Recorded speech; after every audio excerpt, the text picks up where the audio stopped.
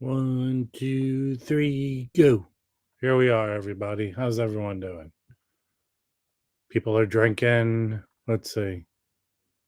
Am I showing things? Hey,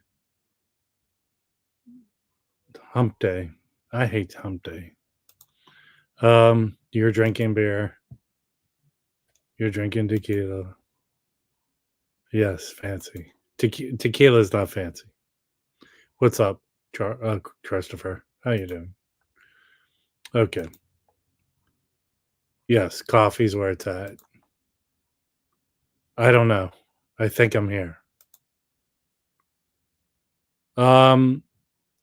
It seems to have been good for the stores.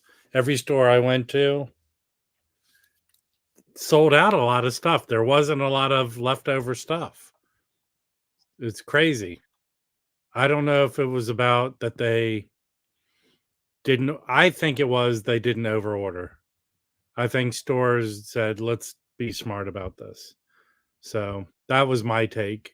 And I have lots of stores. I have not gone into Amoeba. Obviously, they order the most to see what they had left over. But I know some people who went in there. So we'll see. Hold on. Uh-oh, I got someone here. Hold on. A Jew. I sneezed. I didn't say a Jew. So do we start with the just breaking news of the new and indicted No. conspiracy? Save that for 6 in the morning. I'm kidding. Hold on. Stores here did really well, and there was one store I saw on Instagram who said that on Saturday they sold $10,000 worth of non-record store used products in one day. That's a fucking. I mean, that's the whole. I had a little to do. There's a record store in LA that swears by Discogs. Like they're proud. They're proud to go. We use Discogs. One time, I went in there and found a copy of Ice Castles. Rev, are you here? They had it for $10, and I went up to the lady and I go, "You use Discogs?" "Oh yeah, we use Discogs." I go, "Well, if you use Discogs for the expensive stuff, then you should use it for this. This is like a $3 record." And I pulled up Discogs. Like the most expensive copy was $3. "Oh no, we can't do that." And I go, "I think you don't understand what's good for you as a record store. Like we don't do dollar bin." I go, "You should do a dollar bin. When people come in and buy dollar bins, do you think they're not going to buy other records?" So me saying that story is really the whole point of Record Store Day. I watch my video. Most of the records I bought were not Record Store Day records. They were other types of records. So that being said, all the stores had picked. If you go look at the stores in LA, even the smaller stores had lines. And in my video, there's a store called Run Out Groove in Burbank. You can't fit more than 5 people in that store. They had lines. The difference this year is except with a few exceptions, like Easy Street and Silver Platter, the lines were there till like 1 in the afternoon, which usually they're gone by 10, 11 tops. So they were longer lines, longer hours of lines. But like every year, like every Record Store Day, you get all these lists of, even on YouTube, YouTubers like you and I, ranting about prices, and I believe me, I ranted about one item, and I never rant about prices. Not that I'm oblivious to prices. I didn't see that record anywhere. Well, it's sold out, but I think it's going to come up. How many did they press of that record? I heard 2,000, but I think it's going to be a regular edition. But still, $78 is outrageous for a double record. I mean, but here's something. Right now, there are things falling out, like on Discogs. The Sonny Rollins, which I got for a good price, less than what it costs. The box, you mean? The box was $100. Already on Discogs, you can get that for $75. 42. There are already things that are falling down in price. Yeah, I mean, but that's always, there's ups and downs. Now, I didn't memorize the whole list, but from my take, about 15% of the titles are going for more money. Yeah. That's my take. And that's kind of normal, don't you think? That's like some go high, some go low. Eddie Perez, so Eddie Perez reached out to me. There were 2 titles he wanted. Those things you couldn't find. And I saw but even some were going not for crazy money. The Gandalf people are freaking out about. They're going to repress it as a black. That's coming out again. So yeah, but people want it now. People want it now, right? But that's not going for crazy money. It's not going for crazy money. So, hey, I thought you had a celebration tonight. I do, but not just yet. So I have some time, so I figured I'd jump on. Hello, Is it Mike. taking place in your house? Hello. What's up? Is it the thing taking place in your house? Yes, it is. Oh, wait a second. Can you hold that mug up, please, again? Yeah, what the heck is that? K, for my wife's name is Carolina with a K. So you took her mug. You have no all of my stuff. Well, first of all of my stuff. No, we got He's sitting at my desk that I gave him. Hey, just so you know, we're on your side, please. Yeah. Yes, I took her mug. Hey, I want to start off. I have a bunch of records to show, but I want to show this one, which I've had for a while. And listen, I'm the first person to admit I do not know everything. Please understand this. If you just pretend you do. No, I don't pretend. I'm just very insistent.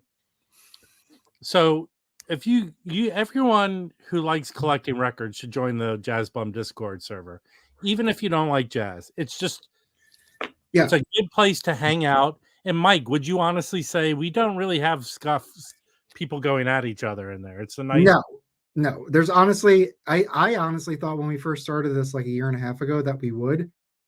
I can't even cite one instance of a. Has anyone ever been banned from that place? No, including except for me. people who like wanted to sell crypto. But like, I mean, that's obviously. Well, I was just trying to make some extra record money. Well, hold on, but I did want to say for people who are, hold on, let me just present my screen. Well, okay, I won't do that because it'll take too long. But we like literally have like a birding channel. Like it's there's jazz, there's tons of jazz literature, jazz film, what you're spinning, all of it's 78. But there are these other pockets where it's like all other music. You're very accommodating. If someone reaches out and say, "Hey, I'm Loki Tio. Can you make a video about humans licking themselves like cats?" You'll create a little. Loki Tio has 2 channels dedicated to him. So Mark Glassman shows stuff that everyone's envious of. It's like my wife is a birder. Huh? Breakfast King's asking, am I actually a birder? My wife is a birder, so I am birder by proxy. This whole stream's not about finding more out about. You get her for the bird box ever? No, but I asked her, I told her about it. I said, look, it's still in stock. If you want it, I will get it. But so I that could be a birthday. But you know what? Whatever you get her, you'll steal. Is that still in stock, Mazzy? I think so. I'll ask her again. Valentine's Day, birthday, Hey, can I finish my stupid story here about the Discord? Yes. So, hello, Mike. Please join it. So, Mark Glassman shows records everyone's very envious of. So, he shows a Chick Corea record that's it's basically, I thought it's very expensive, and they reissued it a few years ago, and that one's expensive. But this is it's called Tones for Jones Bones. It's Chick Corea's first lead album on Atlantic. That's expensive. But I had this and didn't realize this is the record. So this came out in 70. Jones Bones came out in 69, I think.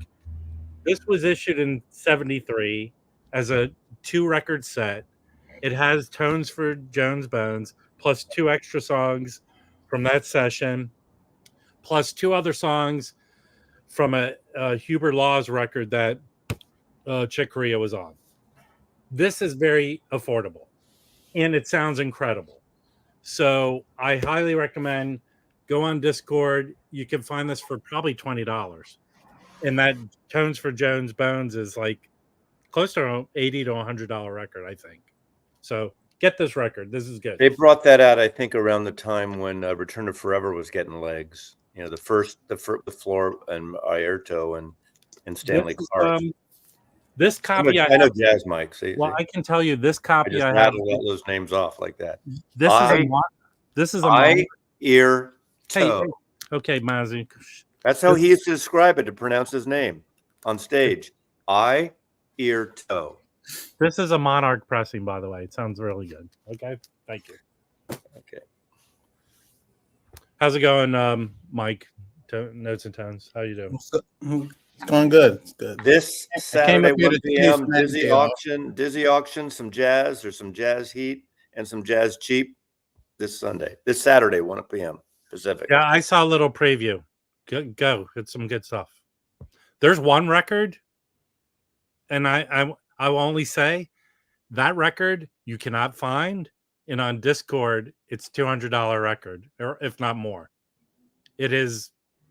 If you have some money saved up and you like this jazz record, you should get it. That's all I'll say. No other people are talking. Hey, does anyone know this? You're muted, Mike. It's because his wife's yelling at him. Does anyone know this record? I've seen that. This is I've seen the typeface in a book, maybe. Yeah, this is obviously from 2009. It's a avant-garde free jazz record, but I can't really find much people talking about it. I think that's one of the records that someone just got all the extra letterpress left over in their house and made a cover with it. No, see, here's the bad joke you should have made, Mazzy. It's Neil Sedaka's move into the free jazz move. Yeah, remember letterpress? No, font humor is only good. Mike is a big font humor. Well, I thought Mike is in advertising. He might know font humor. I don't know that. What was the name of it? Letterpress. Oh, letterpress. I thought you said electropress. Letterpress. Remember, it was letterpress. It was that was like the font style. Was it the rub on? No, I think it's a rub on. Oh, stuff. There you go. I'm more digital. Here, I'll put a thing in of Nicole, since Nicole can't stop now that she's streams there. There you go, Nicole. I mean, that's when you do. It starts with papyrus and it goes from there. You know. God. Is it that? What's the one with the Shakira merch? What was that one? Anyway, Mike, there is that documentary called Helvetica. Has everyone seen that? Yeah, I saw that, and I used to be a fan of Garamond. On TikTok, there's this account that Times Roman. There's an account that they have a conversation with all the fonts. So each person is like a font persona. And I feel like it's a little too deep for me, but I can still appreciate it. Well, I have a degree in graphic design. They hammer fonts down your throat. And my font for years on all my promotion stuff way back was Cochin. That was my thing. Yeah. Well, you know what's interesting? You know the Prestige fireworks label? So like, you know how it says Prestige at the top of the center? Hold on. Yeah. There's some dude who crawled out from the hole he's been living in for 2 years. There you go. It's Chris. What's up? Whoa! What the hell happened to you, Chris? Do you still live in America? I do. Hey, he lives not far from where I grew up now. He sells me his Bobby Hutcherson and disappears. Well, he took that money he got from you and went around the world 3 times. Yeah. Chris, did you go? I mean, I know this was a while ago, but did you go to the past Capitol Audio Fest? I did, yes. What did you think? Did you bring anything with you? In terms of records? Yes, yeah. I did. I brought a few records to listen to. Okay. Yeah. I remember last time we spoke, you were there and you brought Abraxas, I think. Yeah. That was at I think that might have been the one before that. Sounds like one. Okay. Sure. Yeah, it probably was. Hey, but Matt. yeah, I did. I brought some, and I actually went to Expona in Chicago recently for the first time, which was awesome. This was my first time going. I didn't even know that it was actually occurring. I just so happened to be going to Chicago to visit some family for my niece's first birthday. Oh wow! Did you say I had a chat for me? Say again. Did you say I had a Chad for me? To Chad. Chad Casson. Oh, he was there. Oh no! He had a table. He sold all his big boxes and stuff. Oh, I don't know. Yeah, I didn't. Never mind. Never mind. I didn't see It's it. been a long time, Chris. Yeah, I've been out for a while. For a while. So I've made some upgrades to my system and just been enjoying the music that I have. And you also got a beard now, Chris. Yeah, I had one before. It's just a little grayer now. How's your son doing? Good.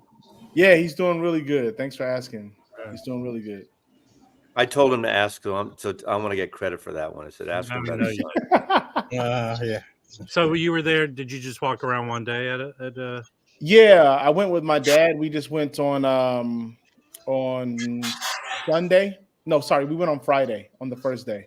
Because your dad's into music, because you got a lot of stuff from him, right? Yeah, well, yeah, my dad's into music. He's the one that kind of I would say is responsible for my diverse listening palette. But I messed up. I got him back into the hobby and had him buy a turntable, and now he won't give me any of his original. I know. So yeah. But I sent him like a box of records like a couple of weeks ago with a bunch of stuff. Did you go to any of the stores there, record stores? No, I didn't have time. I had like 3 deaths in my family like a couple of weeks ago, and so I spent most of the time just hanging out with family, going to my niece's birthday, and my dad and I decided to go to Expona. But originally, I wasn't planning on doing anything like that because I was just there to spend time with family. It just so happened that everything lined up. Ando en este show ahorita. Yeah. You know, you have to sign an NDA when your family is around in the same room, Mike and John. You know. Hey, maybe John and Mike's wife can have a conversation with each other.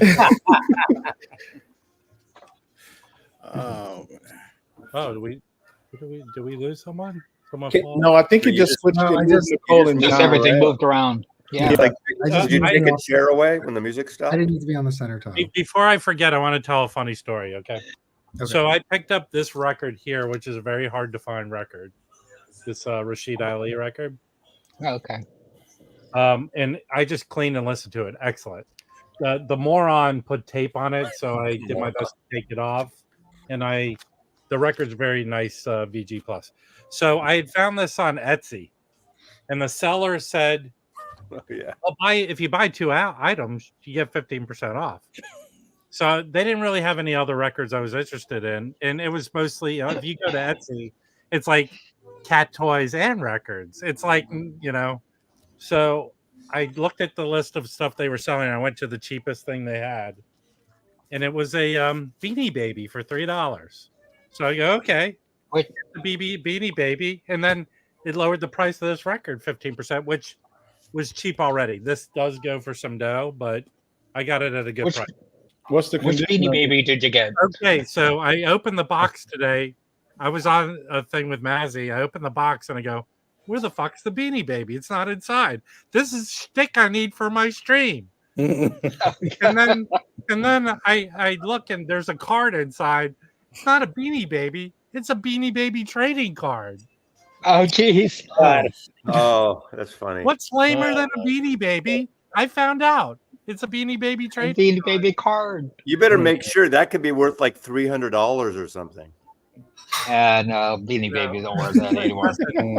Hey, no, but the card might be. They might not know records on Etsy, but they know the value of a Beanie Baby trading card.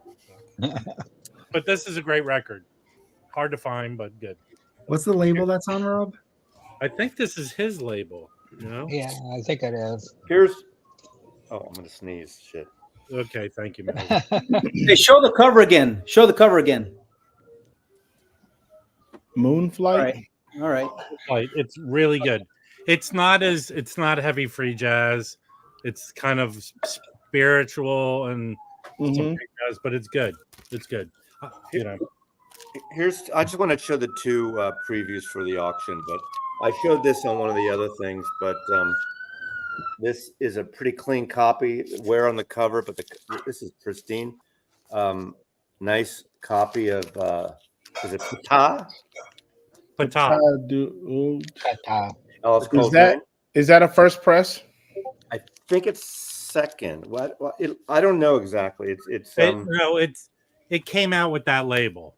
So I think Does it? It's one of the first press. I only think it was pressed like 3 or 4 times. Yeah, no? so I'm it's gonna look it up. probably So- is the first press, or it's The thing that's notable about that label is that the impulse and ABC are separated, yeah, right? 2 separate boxes, so that could help determine what it is. yeah. And then this one there's not very many available. This goes for some. Oh, that's the one I was talking about. That You is like substitute, yeah. This yeah. is Is a that mono, and this is a mono.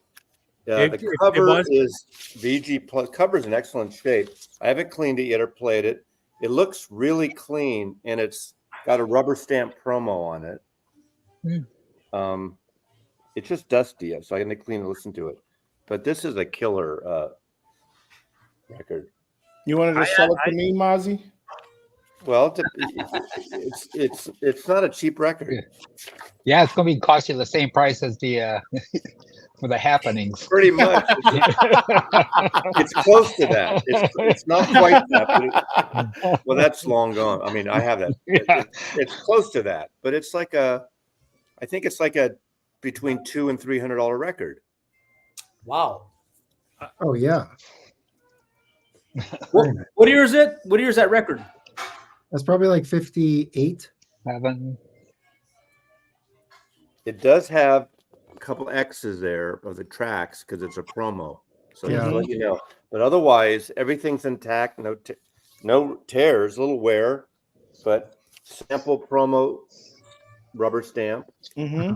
which I bought and stamped this morning. But I'm just That's kidding. fair. Yeah. You know, it's what's great about this. It's not just jazz. It's jazz and the sound of nature.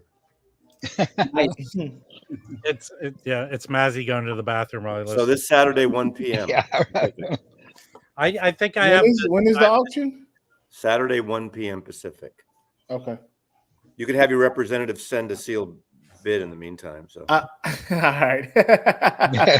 yeah, I'm gonna try and join. I'll be at there's a store here that's demoing some speakers that I'm interested in buying. They're having an event there, so I'm gonna go check that out. Which ones, Chris? The new QLN, the Signature 9s. Don't know those. I don't know those. Well, yeah, we can't have you big all the time. I have the twofer, which includes that record. There's a twofer from the 80s. That's really nice. Yes. I will include a Beanie Baby card too with every purchase over $300. No, I'll include a Beatle trading card. No, Beatle no. trading card. I will if the demand is there. I'll put this in my next auction. Yeah. Can I show a record? Only Sure, go for it. Just one. Go ahead. Hold on. Hey, One Go second. ahead. I just want to show. I don't know why I can't make this a little bigger. But anyway, this is that title. So there's 2 copies starting at $355 for this pressing, and it looks like there's another pressing from the same year, 58, and it's starting at $350. So yeah, but there's only one mono or two monos, right? There's stereo and a mono. no, I think they're both mono. This is. No, I think that second. Oh, is it stereo? Oh, okay. Let's see. This is a mono. Hold on. It doesn't say That's stereo. not the right I think, label. I think This this is a, was only recorded in mono, this is Okay. a red label. even though it doesn't say it here. But anyway, very, very pricey record. Okay. Okay. So you guys are talking about the Pablo records being Hold on, John. You know there's a rule here. Yes. If you pull and show a record and I have the same record in my hand, you have to do everything I say. Yes, sir. No, go ahead, show it. So anyway, I just got this recently at a Record Safari. It was the last couple of weeks, I think, 2 or 3 weeks. And do you know of this being reissued with all the No. other Pablos? I don't Not, think so. not that I one. don't think so. No. No. I like everything he's with Machito. I like Yeah. the stuff he did with Yeah. Machito. And they're doing songs by arrangements by Chico Faril. Yeah. So this, Latin jazz, of course. And his son's on this. Yeah, Arturo. Yeah. Yeah, Arturo Faril. Yeah. Yeah, good lineup on this. Mauricio Smith, Actually, What year was that? What year was that? This is in 1975. his son wrote the songs. Right. Well, produced by his father, I think, wrote the song Chico, but it's produced by Arturo. Yeah. And Mario Bauza. Oh, and by the way, Mazzy, it's pronounced Aierto, not Airto. But you know, the reason I say this, when I saw right when they got out of prison, when Flora and Aierto got out of prison, I saw them at Zellerbach, right? It was like after the cocaine years in 72 or 3, whenever that was, 74. And on stage, Aierto says, no one knows how to pronounce my name. And he says, Aierto. Right. He says that. So, but I think it's Aierto. I think Aierto. Yeah, obviously you're right, but he actually said that. Actually, it wasn't some gringo. It's not a gringo trying to present that. Right. I'm going to confirm what Mazzy said because I saw Yerto and Flora Pirma at the Keystone and said the same thing. Yeah, he did that for a while because everyone was mispronouncing it. So that's the closest, us gringos can say. Yeah. Oh, that would be great. How was that? Machito? I would like that, actually. Yeah, it's really good. But this stuff is like from the 40s. This is 1949, 48, 49. It was on Verve originally, right? Well, it says Pablo. No, but I mean, Pablo didn't exist in the 40s. No, it was on because it's Norman Grantz's label was Verve and Norman Pablo, Grantz. So he did reissue with different covers some of his Verve stuff. Yeah. Normally on produced by Norman Granz. Yeah. So anyway, but this probably will not get reissued, right? On the Pablo. Well, no, it depends how. Chad wouldn't reissue that, but it depends how all the stuff goes. Right. Like, did you get this one? No, John? I haven't got that. So I have to say that I have to thank Roberto. He sent me this as VCLT. Nice. I haven't listened to it yet, but if they're reissuing the Fonta stuff, it's the same company. Right. Fania. Right. God, you're just correcting. Hey, wait. Give the gringo a break. I gotta do it. How did he say how to say this? Foot yada? Fania. I think it's pronounced Sade. So I think you guys. When do you guys have this? Oh, I had that. I had a sealed copy of, but I sold it. Yeah. I have the CD also. It's good. It's not great. It's good to listen to. The best stuff that they put out was the I have is this guy stuff. The Dom. Oh, the Dom. Don Romano. Yeah, I have that. Yeah, that's one of the better Pablos to get. It's exactly over here somewhere. And that goes for a lot of money, right? It did at one point, but I think it kind of leveled out. You can get it. But I have a bunch of his records. I have this this one and this is a Muse one. Actually, this one goes for money. That's right. I have that. I used to have that one. But and he used to drum for Sergio Mendes, right? Wasn't he a drummer? He's on a lot of Muse and Pablo titles too. Playing drums, percussion. One more? Yeah, let's do it. Sure. I picked this up at Record Safari about a month ago. Nice. Yeah, I left that there. You can thank me. Yeah. I should have got it because that's part of like those 5 covers. Yeah. Mazzy who did that. Yeah. Oh, that's cool. I forgot his name. There's a Sonny Stitt, John Coltrane. Yeah. Charles Mingus. Yeah. I picked up. He didn't do Peter Gabriel Melt though. He didn't do that one. No. That's a joke. That's not very. Yeah, I went over like a lead balloon. Yeah. I have this playing. It is a CD. I'm playing in the background right now. Oh, nice. Hey, be careful. I don't want the stream taken down, man. Well, can you hear it? Hey. I have it very low. Yeah, we can't hear it. You're good.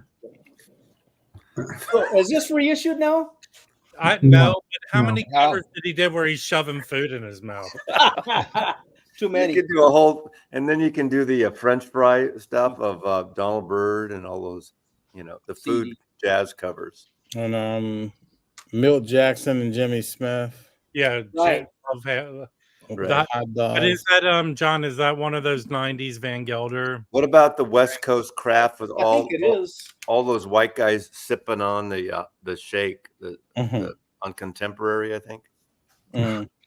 There's an Argo one where they're barbecuing, like 2007, I think. out front of their like city stoop. I forget the name of it now. Oh, Yeah. that's Sunny Stitt, right? No. I don't think it's Sunny Stitt. What's It's the one? There's one in the Fillmore district on the steps. They're hitting that. Isn't that Sunny Stitt? Yeah. there might be one, but I'm thinking of Impulse. something It's an else. Impulse record. Yeah, my favorite one is there's a Jim Hall. It's on what's the German label, but he's outside like a NPS. hot dog stand with could appear to be an underage girl, and he's like holding a freaking. It might be his daughter. Wiener. I was like, okay, that's just not. Mike, I'm glad you said that, because if I Okay, said that, So I'd this get one is just a stove. Sorry, but this is an Argo, and this one, from what I remember, was pretty expensive. It's pretty rare.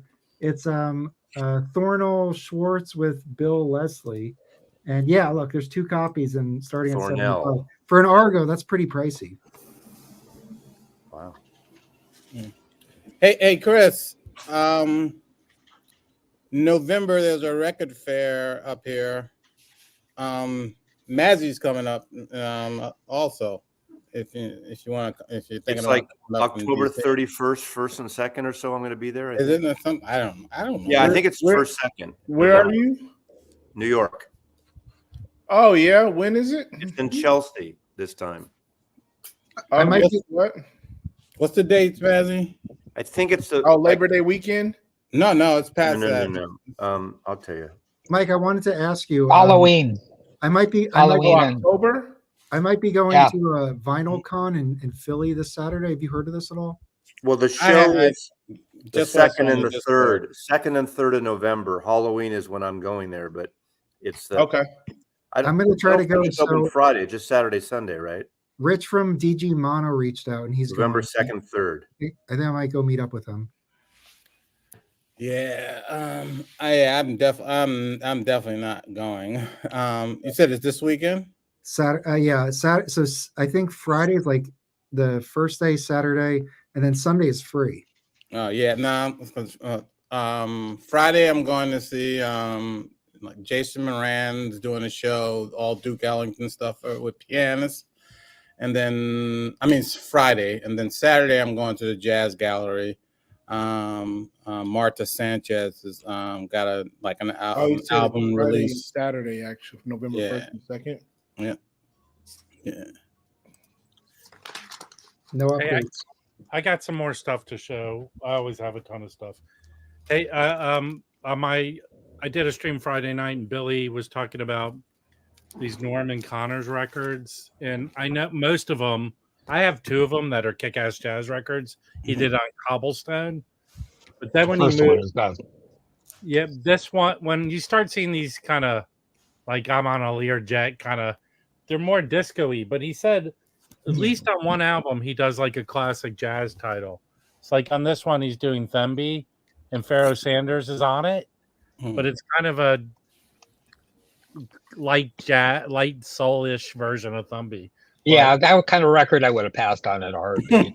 Yeah, but I mean, no, this is like a $3 record. There's probably cocaine. Like I all said, inside that. There's cocaine inside Yeah, that jet. exactly. The first Cobblestone was great, but I saw him at Keystone, and So here's an interesting thing.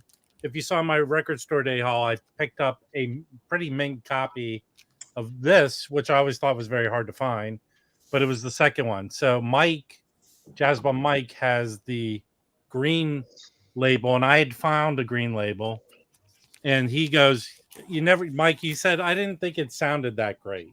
Yeah, it felt like it was a little, I don't know, like boxed in. So I for lack of a better term. Yeah, I A-B'd them, and there is a reason why this sounds much better. This is Van Gelder and the Dead Wax. The other is not.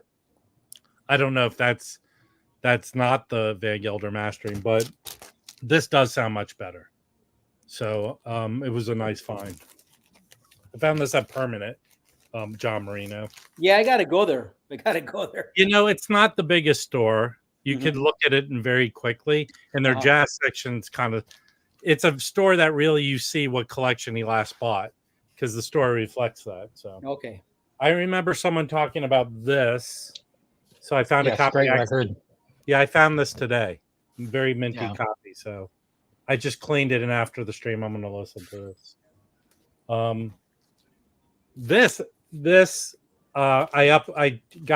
found this. I have this. My copy was a Black Bee, so I'm upgrading on label. But this is a kick-ass record. It's a trio of him and Dave Holland and Barry Schultz. So this is very good. Very happy with this. So I'll have a copy of my next auction. And yeah, so I have that 72 copy. There's no Van Gelder stamp in it. But yeah. Sometimes they sound good still. I mean, it's not totally. No. And it could be a Van Gelder still, but IAB. It doesn't sound bad. It's just comparably. Yeah. That one sounds better, but it's not like miles. Yeah. Not miles difference. Oh, this was the best find yesterday. This is kick-ass. Yeah. Does that have this? That's good. Yes, I had it. Yeah. I've streamed that before, and it's really good. Yeah, it's a live show they did together. And I don't know. Is that Willisaw? Yeah, Willisaw. Yeah. There was something on it that made me not pull the trigger on buying it, though. I can't remember. Well, you should. It really should. Yeah. Really Don't pass. Don't. It's just the two of don't them. pass right? on the Black Saint. No, I know. Hey, someone's being a jackass in the peanut gallery. Who's that? It's Roberto who's always being a jackass. Moreno. Okay. So here, Mo, Larry, Curly, the Yeah. Three Stooges. I found this. I didn't buy. I found this once before and never bought it. So I found That's a good another one. Yeah. In there. Is that American? Is that an American ECM? Yeah, it's American. I found I went to a store that must have got a giant ECM collection, and their prices were a little high. But they did have like an OG of the Dave Holland conference of. At the Conference of the Birds. I already have a copy of it. So Okay, wait, hold on. That Dewey Redman and Blackwell. Dewey Redman plays tenor, but he also plays something that's Suona or Musette. Oh no! Yeah, he plays that frequently. And that kind of because of that, I didn't buy it because of that's the best song on here. I should revisit it. This was a while ago. I listened to the best song on here is when he's playing that. It's really good. Yeah, I'll revisit it. Okay. I already have a copy of this, but this is a kick-ass record. Do you have this, Mike? Oh, Galfer. No. I do not have that leak on it. All right, I have another copy of it, so I'll put it in the stack for you. All right, great. Because this is excellent, really good. I don't think this guy gets enough, Mike. Hal Galper gets enough. Galfer, yeah. No, he doesn't. He doesn't. He does, yeah. He's around. You can find a lot of stuff of him on there too. Yeah. I saw him in the back in the day, so. I found a better copy of this, and I'm telling you, here's something that and I'll show another record. These Ray Brown records from the '80s are kick-ass. Yeah, they're very good. The Concord ones are so amazingly recorded. Yeah, the Concord ones are really great. That's why that Solar Energy goes for a lot of money. But he did a ton of records with Gene Harris. He kind of brought Gene Harris out of retirement and did a bunch of records with him. But this one is really good. Nice. All right. All right. Hey, Chris, I sent you an email with the record store thing. Yeah, I put the address on the calendar. So yeah, I'll come up. I have a friend that's in the Lower East Side, so I'll probably just crash at his place and then come up there and check you guys out. Yeah. All right, great. Hey guys, what's up? Hello. We were talking about Dom Romao and Airto, and I was looking on my Discogs because Airto, yeah, Airto. Anyway, I was looking on my Discogs and I said I have records with Dom and Airto, and they are both on this record. from Donald Byrd. Kofi. Isn't that being reissued as a tone poet this year? I think so. I don't But know. this was, I think, first released in 1995. And then Heavenly Sweetness, which is a French label, did a couple of Blue Note reissues. Yeah, I think they did like 20 to 30 reissues. I've had a few of them over the years. Yeah, it says all analog, but this was before the. Yeah, so actually, I know this for a fact. I asked on Facebook, what's his face? The guy who's doing all the tone poets. Yeah, Joe Harley. Joe Harley said they're digital. He confirmed that they're all digital. Yeah. Okay. Well, anyway, but this features Ayrto. This features Ayrto and Tom Romao. He changed the pronunciation of his name after he did Time for Cocaine, so it changed. So just Who? Ayrto. Ayrto. Him and Flora were in prison because of Yes. Yeah, we got that, Mazzy. It's only And the when I 12th say time I'm irritated by Mazzy, I'm not saying Ayrto. I'm saying that. Mike said something nice to me yesterday. He said it's about time T-Bone Burnett put out a regular record, something like that. He's right. He's right. It's been a while since a proper T-Bone Burnett. Yeah, he did like weird shit. Usually like some project of his or something like that. You know. Wait, what's that? This is a great record I have by Ayrto. This is a Ayrto. I think this was his debut album in the United States. I think. Wait. What is that called? Natural Feelings. Well, we could marry that with The Sounds of Nature. Oh God. That looks beautiful. Is that Sonny Rollins who's on that record with him? No, it's Wilbur Ware. Wilbur Ware's on that. Yeah. You know, we're here to help you sell a $200 record, okay, Mazzy? This has Ayrto on vocal, Hermeto Pascal, Ron Carter on bass, Flora on vocals. So this is a really very good album by. What label is that? What label? It was reissued on Real Gone Music. Oh, okay, all right. 500 miles. You know, they did a reissue of a bunch of his records. Yeah, The one with the blue cover. Well, I don't know the name of that one. This is probably my favorite. Yeah, from Ayrto. Where he's buried in the sand. But there's a box set. I think was it Strut or BBE? I think it was Strut who did an Ayrto and Flora anthology, and I would really like to get that. It's a four album anthology, but I haven't seen it yet. So it's about €100 or something. What's a good entry point for Ayrto? Well, I think this one. This There's is a lot of this actually. Natural Feelings. But there's a CTI one where he's like upside down. It's a blue cover. There's two CTIs, right? Yeah. There's two CTIs. Yeah. The red And cover. the label from England, Soul Jazz Records, I talked about before. They reissued this one. It's also very, very good. Samba de Flora. Yeah, I really like this one as well. I think the CTI one with the red cover is at my record shop now. It's called Sticky Fingers or something like that, or I can't remember. Oh yeah, but I don't Fingers. have that. I have it on CD, I think, but I don't have it on vinyl now. Hey, Dom. Yeah. What do you got, Chris? Yeah, Yeah. Mike, that's a good one to get. This is a good one right here. Great. Yeah. Okay. Yeah. I have that one. Cool. I'll check it out. All right. I did want to show. I had a stack of heat here that I wanted to show. Ooh, a stack of heat. Wow. Yeah. Let's see. Here we go. Oh my God. Shout out to Big Ian on the Discord. He works at a record shop. I believe it's in New Hampshire. And he grabbed this and sent it over to me as VCLT. So super thankful. That was really nice of him. And I asked him, I said, if there's any like stickers like in the shop or whatever, add it to it because I like to keep that stuff with, the records I get. And he sent one of the Blue Note 85 mats. He got one of those promo mats. So I got one of those. So that was pretty good. So big shout out to Big Ian. Thank you for that. Hey, Big Ian, what am I, chop liver? Yeah, no, this was very cool. So this was my one record store day pickup outside of the promo stuff I got. Okay. I got that too. Yeah. Next one. Mike showed this maybe like a month ago. This came in today. It's still sealed. This is the Henry Threadgill Zuid. So this is part of a series. This is the first one that he did, which is a 2 LP. And this I think is like a 2 CD comp or something that they put on an LP, which is why there's like this dual cover. It's 2 separate CDs. Yeah.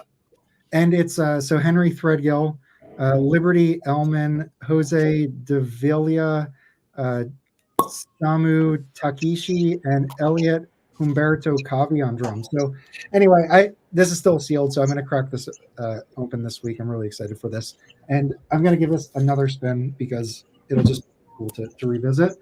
And this is pressed on Pi Records, which the only other, I think I have 1 or 2 other Pi Records, and they're really a great label. They have a lot of cool artists, and I like collecting their stuff. I got a lot of their CDs.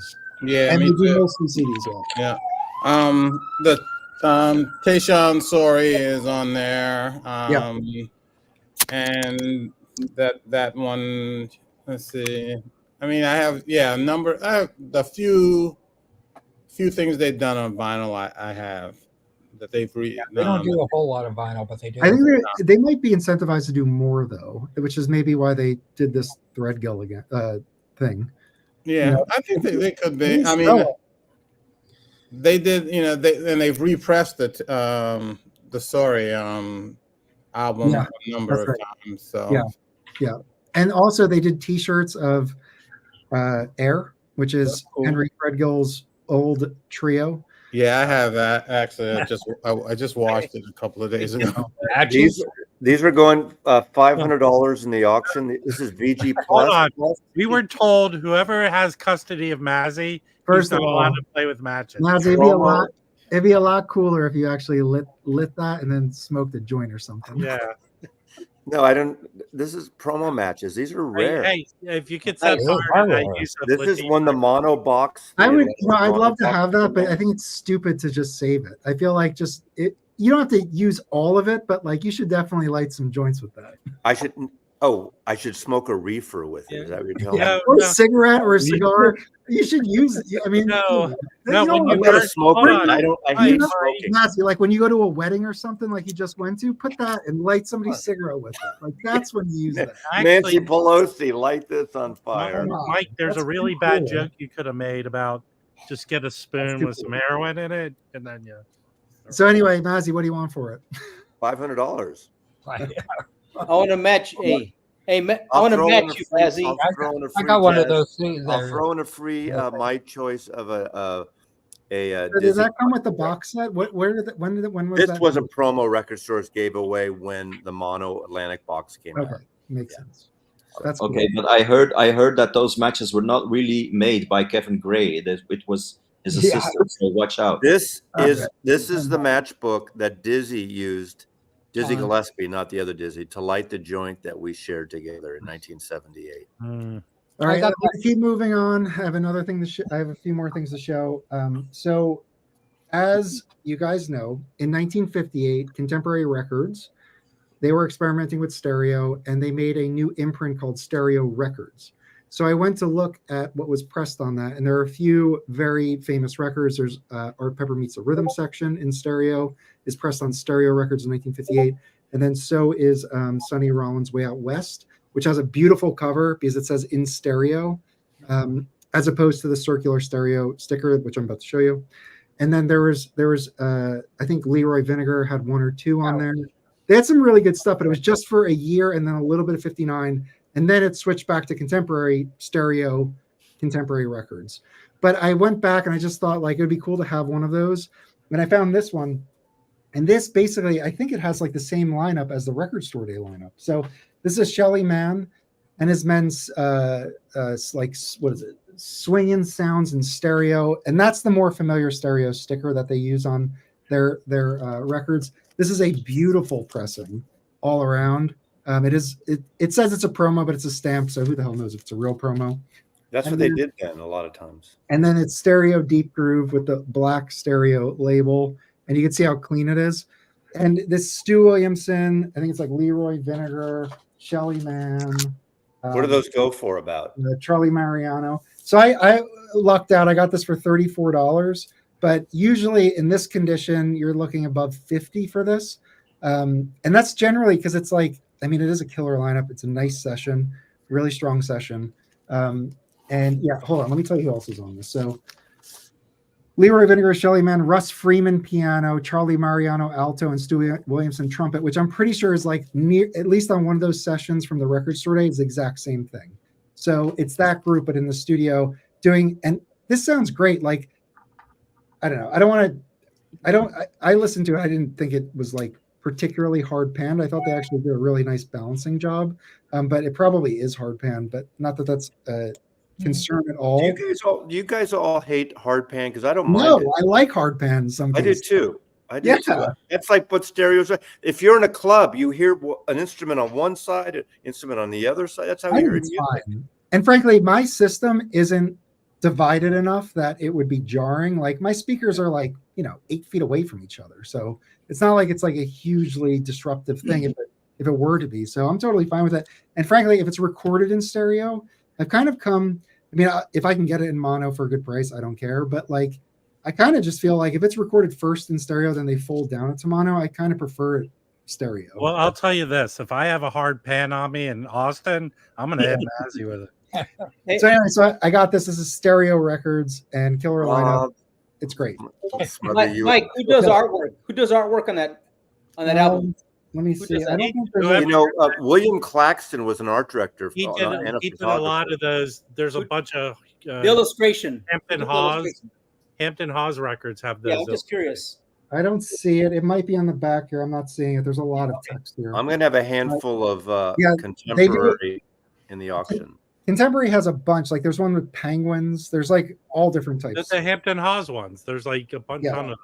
Okay, the next one I got for $19, and the only copy I had of this was Joe Marino sent me his old Japanese pressing, which sounded okay. I actually don't think this record was recorded particularly well from what I've heard on the Japanese and now this original one. Not that it's bad, but like when you compare it to like this Shelly Man stereo to this, like the Shelly Man stereo sounds much more greater than perfect. Right? Like it's just like so anyway, but what I'm alluding to is Clifford Brown Max Roach. This is a first mono. This is a third mono pressing on this label, which I'm totally MRC and MRC. Yeah, but this was Mercury. This was after I guess I don't know what, but like this is the Mercury MRC jazz. I love Clifford Brown, man. Yeah. So anyway, I got this. It sounds very good. But yeah, I feel like the rhythm section is a little dull at points, but the horns sound excellent on it. A good sound. I have that copy, and it's good. But yeah, I didn't think it was. It's an early pressing. I think this was originally a 10-inch, so I think this is from '54, and then they made it a 12-inch, and they put some extra tracks on it. This is old. It's like it's not. It's this is old MRC stuff, and it's just. I love Max Roach and I love Clifford Brown. Harold Land's on this, who sounds fucking awesome. And then Richie's the bass player. What's his name? That record's as old as me. Powell, who died with Clifford Brown in the car accident that killed them both. I say that because Clifford Brown was in multiple car accidents. Take away his license. And George Marrow on bass. And then this led to a few more records with the same quintet. Then they swapped in Sonny Rollins for a period of time. And then, obviously it ended in tragedy. But anyway, this is cool. It has George, like it has so like when you listen to Lee Morgan on Monin, there's a point, if you guys have like, if you guys know Lee Morgan's solo, there's a point where and I've said this like 1,000 times, but like he goes dun dun dun dun dun dun dun dun dun. Well, he is probably citing Clifford Brown, who does that. I've never heard you say that once. Well, anyway, Clifford Brown does that on Jordu, and he does like a somewhat similar thing on Parisian Thoroughfare.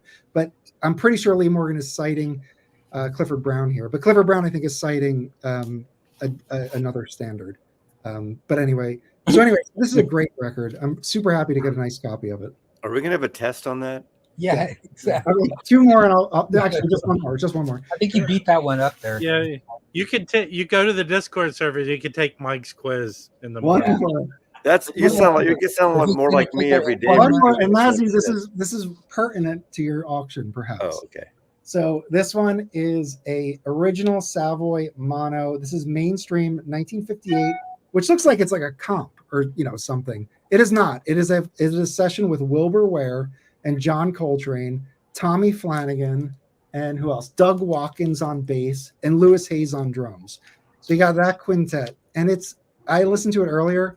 It's great. I mean, it's a great. What else was that reissued as like 5 other different titles? I think some of the tracks were reissued on that later, and I have it actually, and I wanted to A/B it. No, I do want to A/B it. You know which one I'm talking about? It's the John Coltrane reissue from the 70s. So when they recorded this, they kind of made Wilbur Ware. They had him as top billing for this, as well as 1 or 2 other records, and then John Coltrane second. And Rob, then delete this guy. Blew up, and then they reissued it, and it was John Coltrane led records all of a sudden. But I think I have it here. I'm pulling it here. I think you got a THX bot here. I feel when I look this up on Discogs, it's pretty rare. It's like the past few years, only 4 copies. I'll get rid of it. So it's super rare. I mean, I got it for a really good price. Here it is, right here. Let me see. Is this? No, it could be that, but I was thinking. Let me show you. Yeah, this is it. This is wait. No, this is the one I was thinking of. So this one is a comp of this album plus the other 1 or 2 albums he did. That was a Savoy series from the 70s. Right. Yeah, it's these 2. Oh, actually, you know what? I'm totally wrong because I printed these out and not that record's on there. So everything you said is wrong. Yeah. Hold on. Those are the 3 records. Hey, so hold on. Here, the record you showed. This is a UK pressing of it. This came out in 60s. So the emphasis is on bums tonight. It's the same lineup. Thank you. And this sounds really good. So it's the same record, right? Same Yeah, song? I mean, what that Doug Watkins that's coming out as a tone poet from what do you call it? What is it? Transition. What's the lineup on that? Is it similar or no? So this is the record that Mike's showing, and everyone's saying they have this. So you didn't show anything new there, Mike. Never mind. Nobody has that. Give me a break. Nobody has mainstream 1958. I guarantee nobody on panel right now has that record. Chuck, Actually, the record you just showed, I have. Nobody has that. It's rare. There's 4 copies in the past. I have one thing to say to you, Jazzbum Mike. Actually, Mike probably does have it as in part of a CD box. This is a good record, though. I think it's on That's this. on Mike. For $500, you can get in a drawing to maybe win that record. Mazzy, if I bring this to Texas, can you light this on fire? What with does that it say? Vagina? Vagina, yeah. Hey, listen, we see what we want to see. Valentina. I don't know if I want to see that. Yes, Mazzy. Did I talk about the new Pearl Jam record cover from the '90s, where they came out with all the vagina? Pearl Jam record cover vagina. That's on fire. Hold on, I got more records to show. I keep getting. It's compressed as hell. So, I have these are upgrade copies to the ones I have. I don't think many people know about this one. Yeah, it's on DG or something like that. Yeah, it's on. I don't even know this label. Yeah, that's like the word. What is this label? Let's go back to the font criticism. What a terrible font on that record. Yeah, just calm down. Light a candle. Look at that cover. No, show the other cover. This one. Look at that. Not a good cover. Oh, that's terrible. That's terrible. It looks like he's explaining to him why Johnny Carson doesn't want him on the Tonight Show. It's like a poster from the Love Boat or something. No, it looks like Ronnie Millsap together. Hey, does anyone have this one? This album? I had it. This because I always thought that the Uptown did reissues, but this I think was put out on them. Yeah, they reissued. Yeah, they put out a number of original releases that are really good. Tommy Flanagan live at the Vanguard is like the best one that I had. Look at this lineup of this record. It's Cecil Payne, Virgil Jones. Well, Helen Keane produced it. You know Helen Keane is, right? Yeah, Yeah. she's here. She's right here on Yeah, this. well, she managed and She produced managed a lot. Bill Evans, Art Farmer. Her right there. Yeah, great producer, great manager. But this is crazy. Who's on this? Frank Weiss, Benny Powell, Philly Joe Jones, Larry Ridley. That looks like the PGA tournament in 1968. Mazzy, don't you have this coat? This Yeah, I do. I do. I wore it to the wedding 2 weeks ago. No, Mazzy was the San Francisco Flasher with this coat. I wore that in San Francisco. That looks like, I think John Shaft wrote that in the Gordon Park Shaft. Hey, Nicole, does this bring back memories when you were assaulted near the rail? Oh my God! Yeah, it was at the record show on Sunday. Hey guys, I just got to jump in. I got to jump, but Chris, it was nice chatting with you again. John, Mike, Frederick, Nicole. Mike, before you go, can you tell that story again about the never mind. What? The record issue. Never mind. So I had this record and I sent it to Mike Notes and Tones. Mm-hmm. This is it came out on Steeplechase. It's just him solo. Mm-hmm. But this is the inner city. So I found another copy of it. Yeah. This is the one I was citing. That sounds amazing. This is a live concert, and their version of That's All on here is killer. Good record. It really is. It's if you want some good cheap heat. Solar train running to somebody's back. I hear a train and I'm not at work. What's happening? Yep, Mike left to go hobo across New York City. Oh wait, this is another Norman Connors. Oh God, take that away, please. He got his silk pajamas on. Oh wait, he does John Coltrane on here. Yeah, and actually, this is a good lineup on here. So Norman, you should have warned me if this is the bad covers night. Carlos Garnett, yeah. Oh, so I've been trying to get all the Mingus that come in that box. Mm-hmm. Nice hat, Mingus. I found a promo copy of this. Is this? I think this is where Beyonce got her influence to do a country album when Mingus did one. He passed away, and I Lead Balloon. This was the record. This was sort of. I like that Beyonce record. It's a good record. Yeah, but he's not on here. He passed away right before they recorded this, I believe. So these are all his arrangements. It's a Mingus album without Mingus? There's a bunch of Mingus albums without Mingus. Oh, wow. Hey, does anyone know this record? This is another Concord from the 80s. I mainly picked it up because Kenny Barron's on here. I wonder in the design meeting is what color blue should we use after all the gray? Hey, Mazzy, could you douse yourself in something flammable and light? Like the guy outside the trunk. Chris, you're gonna wish you hadn't come back. After all. Hey, and Mazzy, this goes to your thinking. In the meeting, they go, "What can we call this album?" Well, Franklin? 2 guys named Frank are on it. Yeah. Marvin By the Spitty way, Smith. Mazzy, didn't you make those t-shirts? Is the music stupid? So let's, Whatever happened to him? But I kept one color font. Oh, he's still around. Gosh, not too long ago. I saw him about a year ago at Doing what? Smoke. Yeah. I want to. Gosh, he might have been playing with Billy Harper. Probably it was Billy Harper's group he was playing. Billy Harper's playing standards then. I found a first pressing of this. Well, and it sounds very good, even with marks on it. It sounds really nice. I've never seen that one. This is I don't know if this is a collection of 10 inches. OGC did that. Did on. Oh, did they? Yeah.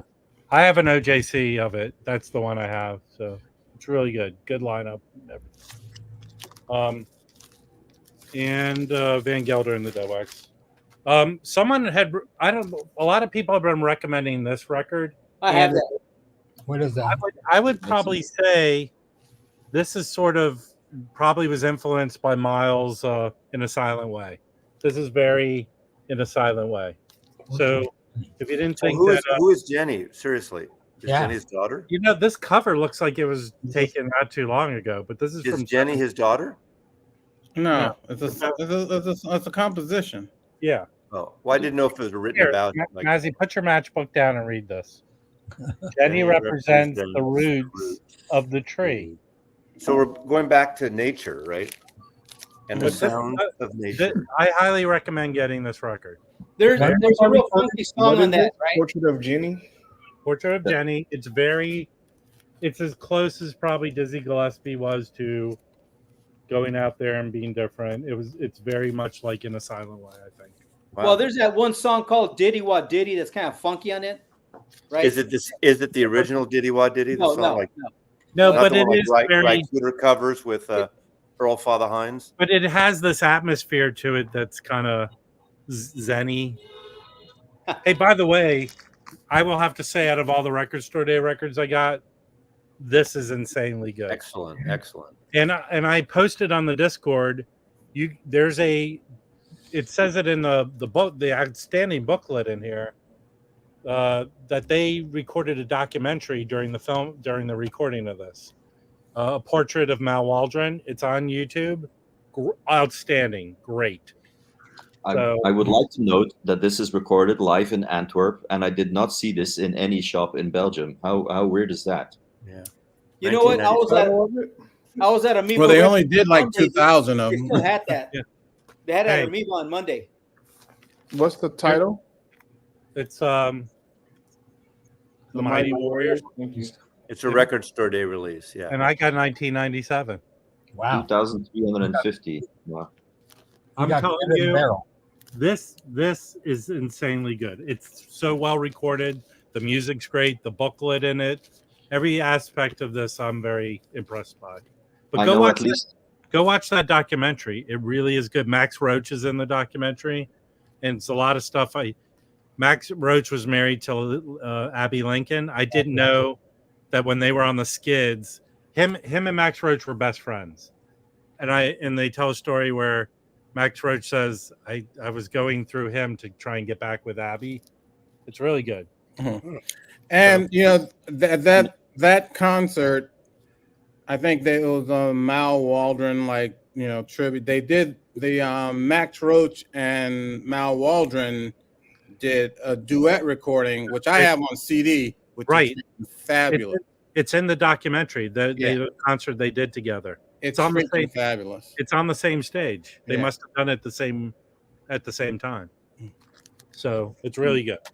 All right. I know at least 2,000 Belgians who want that record, but all you Americans, you kept it all to yourselves. So that's a shame. You know what? My catchphrase is, "Screw the Belgians." Screw the Belgians. So everyone knows that this is a reissue of the Cecil Taylor record, right? I keep forgetting, with the race car on it. Yeah. But this is Japanese pressing. Sounds excellent. Really good. So Coltrane time. All right. This was I showed this but now I've listened to them. I showed it in my Record Store Day. This is just killer. Does anyone know this one? Yes, I had it. I still have it. It's really good. What label is that on? Leo Records. Yeah. This was only pressed once on vinyl, CD too. But it's not an expensive record, but I don't think it's very easy to find. Does anyone know that place? Yeah, North Town. Yeah. Yeah, that's a good. Guess what? Slim is still working there. Is Still that around? right? Yeah, the woman used to buy all the stuff from there. From What was that one, Wax? This is the Cecil Taylor unit. The Cecil Taylor unit. Live in Bologna. Thank you. Who's it? Could you who's playing with him again? And I know they did a bunch of albums, right? William Parker on bass, Carlos Ward on reeds, Leroy Jenkins, and Thurman Barker. It really is. It's a double album. It really is very good. Well recorded. Someone had mentioned on the Facebook Free Jazz group that the CD sounds muddy to them. This does not sound muddy. It sounds very good. And actually, it's a rare thing. And Mike, you can tell me, and Nicole, where this has more music on it than the CD. They left a couple songs off the CD that's on this. So, which is we have someone in the peanut gallery saying they want to visit Bruges. I say visit other cities and do Bruges as a one-day trip. Don't stay in Bruges. Yeah, the movie probably increased their This I had talked about. This was reissued, and I finally listened to it. It's good. Yeah, I was worried that it'd be too fusiony. It's not. It's a good kind of mellow, borderline jazz fusion record. It was a private press from Texas. If this probably has gone down in price on Discogs, so pick it up. This I was floored by. You know, no one has more horrible covers than Roy Haynes. Like his covers are bad. Oh, that's but horrible. this, yeah, but this, and he wears horrible. He wears horrible outfits, but this lineup, I'll tell you right now, anything that Marvin Hannibal Peterson's on is killer. He steals the record. He is such a powerful horn player, trumpet player. I highly recommend this record. It is powerful. I like power jazz, just like everyone is just killing you with their music. It's very good. If you can find this record, pick it up. Yeah. I mean, I haven't really been disappointed. Just the covers of Roy Haynes records are bad. He's still alive. Can someone complain to him? He's like 98 years old. I think that's pretty much all I've gotten. Okay. I'm done. This, obviously, you cannot know this just came out of the Tone Poet. This is side 2 especially. Side 2 is beautiful and out there. This is an out there record, this Tone Poet. But this is a cool copy because this is a French copy. Oh, cool. That was owned by Tony Williams and gave it to Michelle Clement, the photographer, and she gave it to me. So he owned this French pressing of it. Looks like it's never been played. I played it probably a couple times. So is that like an 80s? Is that an 80s French pressing or earlier than that? Yeah, probably. My guess is probably those are good. Yeah. Yeah. But this was once owned by Tony Williams, so it's kind of cool. Well, you didn't sign it. No, you know, you're right. I knew Tony a few times, and I wish I thought about having stuff signed. Right. Just didn't. I'm getting that when they do a sale, I think. Yeah, it's a There's a sale going on now, a huge sale. Well, on Amazon. That's Blue Note. They're horrible. I'll wait till they're. Oh yeah. If you do, but here's the problem. So they have tiered sale, right? So the best one is if you spend $250. You know, Roberto, the French inner sleeve was once touched by one of the greatest jazz drummers in the world. I ain't Can you light it on fire with your mattress? I ain't throwing this French inner sleeve out. So, fuck you. Yeah, no. Can you roll a doobie with it and smoke it? So here's the deal. What are you, Biden? So that Blue Note sale is tiered, right? Obviously, you get the most. I think it's 35 or 30% off for $250 worth of purchases.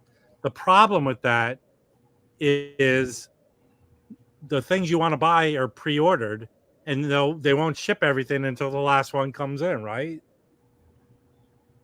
I thought about doing that. Anyone there to support me on that idea? No. Nope. No, I don't care what you say. I just want to show some records, if that's okay. I got a couple CDs that came in the mail today. As long as I can say screw Belgium. Screw Belgium. Okay. But let me show this one because it's almost bedtime for me. I'm just gonna show 2 or 3. I showed this, I think, on Rachel's stream. This is the Timeless Classics. Wait. Hold on. You can only show records if it's a waxed exclusive. Oh yeah. Yeah. No, I want to get that record. That record is sold out everywhere. Yeah, it was only. I think it was only in Europe. But this is a Giles Peterson compilation of timeless jazz, and it's really. I listened to it yesterday evening, and it's fantastic. It sounds great, and the track listing is amazing. Got Moonchild. Of course, it's a compilation, so you might probably have some of these tracks. Yeah, but I have Moonchild. Yeah, I have the. This is Freddie Hubbard, of course. What is it? Bolivia from the Eastern Rebellion is on there because that was an acid jazz classic. It was covered many times, and it sounds phenomenal. And it has some liner notes by Giles Peterson, and some notes on why he selected the tracks. So these are the albums it's taken from. So yeah, this is really, if you find this, but it was only 750 copies. So tough chance, I think. Hey, I don't know if. Hey, Harry, did they only have one copy there? You got my copy, man. And so this Harry's is not Harry's a cool dude, by the way. This is not a Record Store Day release, but I bought it on Record Store Day. I think you saw this, Rob. I showed it on. Great record. I listened. I have that. I Yeah. have that record. That's if I listened that's to it an now, OG. and I think it's phenomenal. I love it. Yeah. Yeah. What Mazzy So was that- showing with the Yusuf Lateef record, I think this would Yeah. go with it, because this is really. Is the word like- nature on that anywhere? It's not. It's No, divine love. If you get it. So here's the thing: that record is currently in press. You can buy a modern version of it. You can. I think. You know, Okay. Even the Record Store Day Gandalf record everybody wants has a cover of Nature Boy. Yeah, no But one knows. no one knows that. But what I wanted to say, Nat Cole singing Nature Boy. Come on. this has two very long tracks, but I especially like this first track on the side too. It's just 3 trumpets playing together, and it sound like I really loved it. I'm really happy about this. I don't have a lot of ECM records, actually. I think I don't, but this is really, I really love this. Tom, the OGs of that Leo Smith are not that cheap anymore, but the current one you can get is not expensive, I think. Well, actually, this is a promo copy, an original promo copy from the 1970s. I paid 20 euros. Yeah, but you're where that album came out. You're not far from. Yeah, you're right near there. So that's, yeah, you should have. Right. Yeah, all those ECM People Chase records should be cheap for you. Yeah, for once I'm on the right continent, right, Rob? Is that it? That's no. Hold on. Yeah. You're in the right continent for. No, nah. Yeah. Okay, and I just wanna show a new Belgian jazz release. This is a great cover to begin with. I really like the cover of this. But this is Otla, Ottla. It's not really a Belgian word. It doesn't mean anything. But the album is titled Vogel, which means bird, and this is like quirky. Is that a bad word in English? I don't know, but quirky is like. No, only when Mazzy says it. I'll allow you. But it's a jazz rock outfit, but it's not really jazz rock. They really do their own thing, and I really like this one. This is this just came out just a week before or a month before Record Store Day, but I really like this. So Otla from Belgium. If you like some adventurous jazz rock, but not really, there's not really a lot of guitars or anything, but yeah, it's I like it. I like it a lot, and it came on a fancy color. What label is that on? It's Unday record. It's a Belgian label as well, but they have Bandcamp, so you can check it there. Yeah. So it's guitar, saxophone, and clarinet, bass guitar, and drums. So yeah, and I really like the cover art on this one. I have a thing with circular stuff on records from Belgium. There you go. Even Tuesday. I have one record. Are you done, Frederick? I'm done. Yeah. Well, I just, this is another one I bought Oh. on Record Store Day because it's nothing to do with jazz, but I love this song. This is Michelle Digiocello's first single. If that's your great. boyfriend, I know that song. Yeah, Yeah, good. Plantation Lullabies from the album. Yeah, that was 1993. So I was 19 or something. Incredible. What is Yeah, that? I love it. It's got some good remixes. Michelle as well. and Digiocello. Yeah.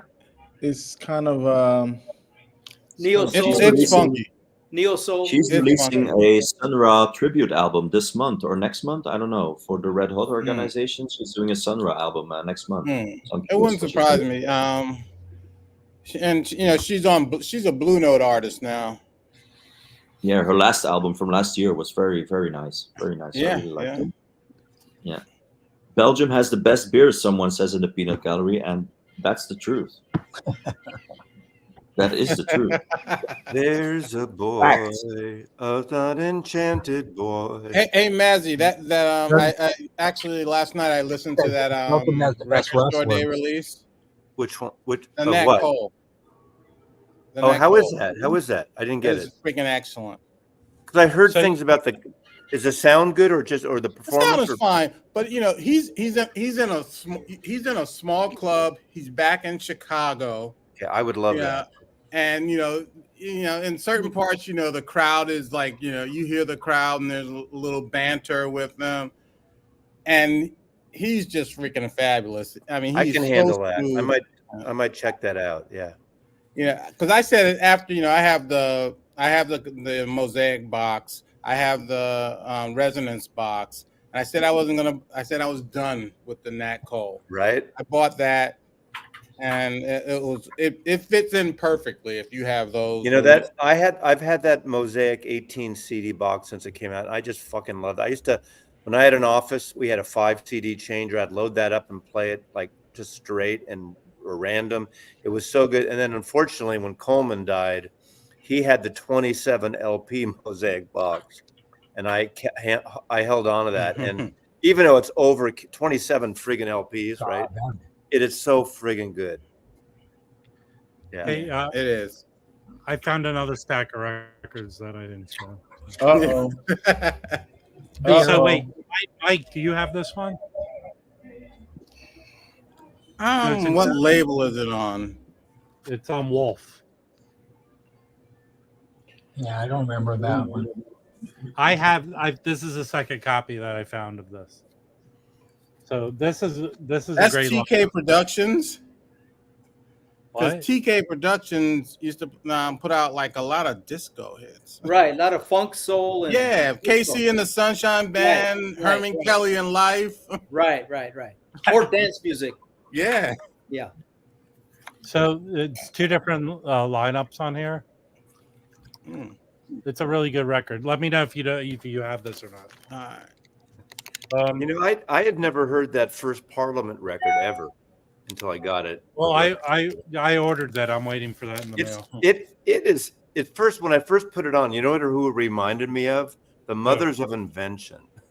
It's really all over the place. And there's a gospel song I mentioned. I think it's cut 1 on side 2, I guess, on the proper record.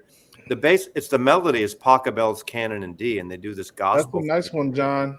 It's really good. Yeah. This I bought this a long time ago. You guys mentioned this earlier.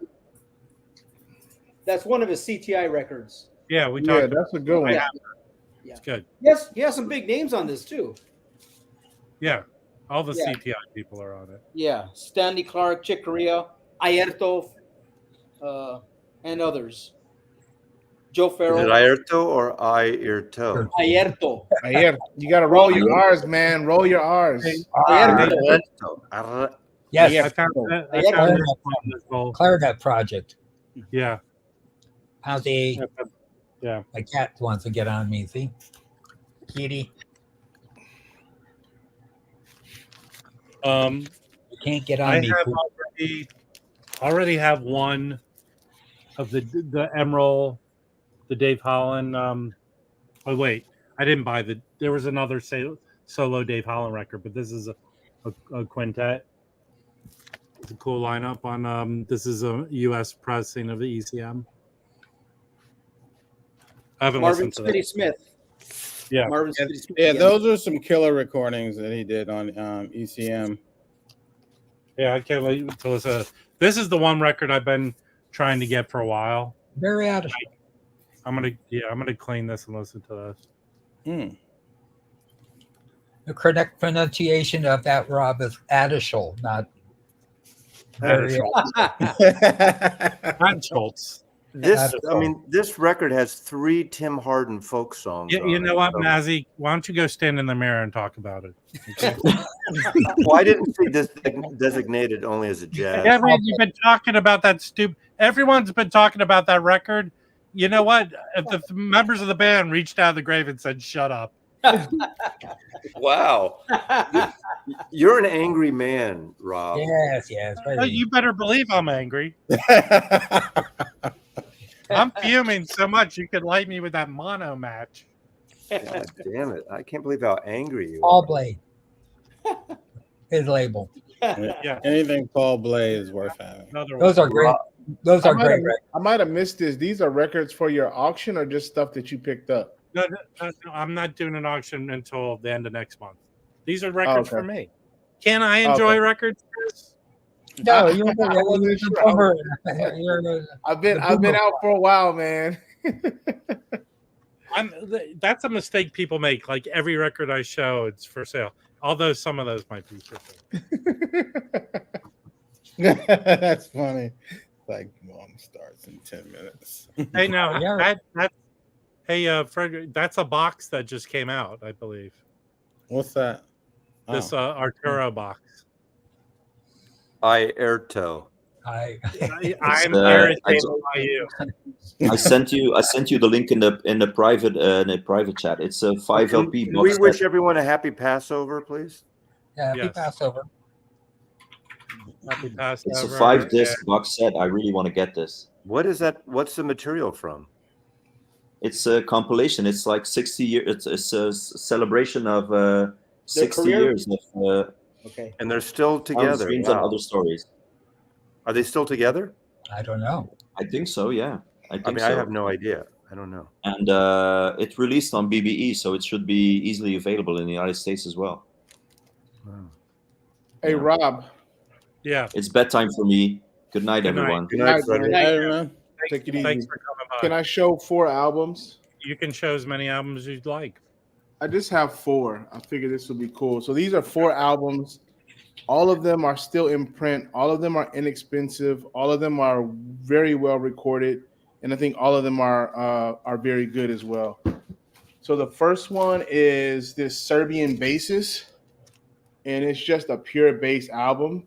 Oh. So it's really, really good, man. What label is that? What label? How'd you find that What record? label? Yes. I have no idea.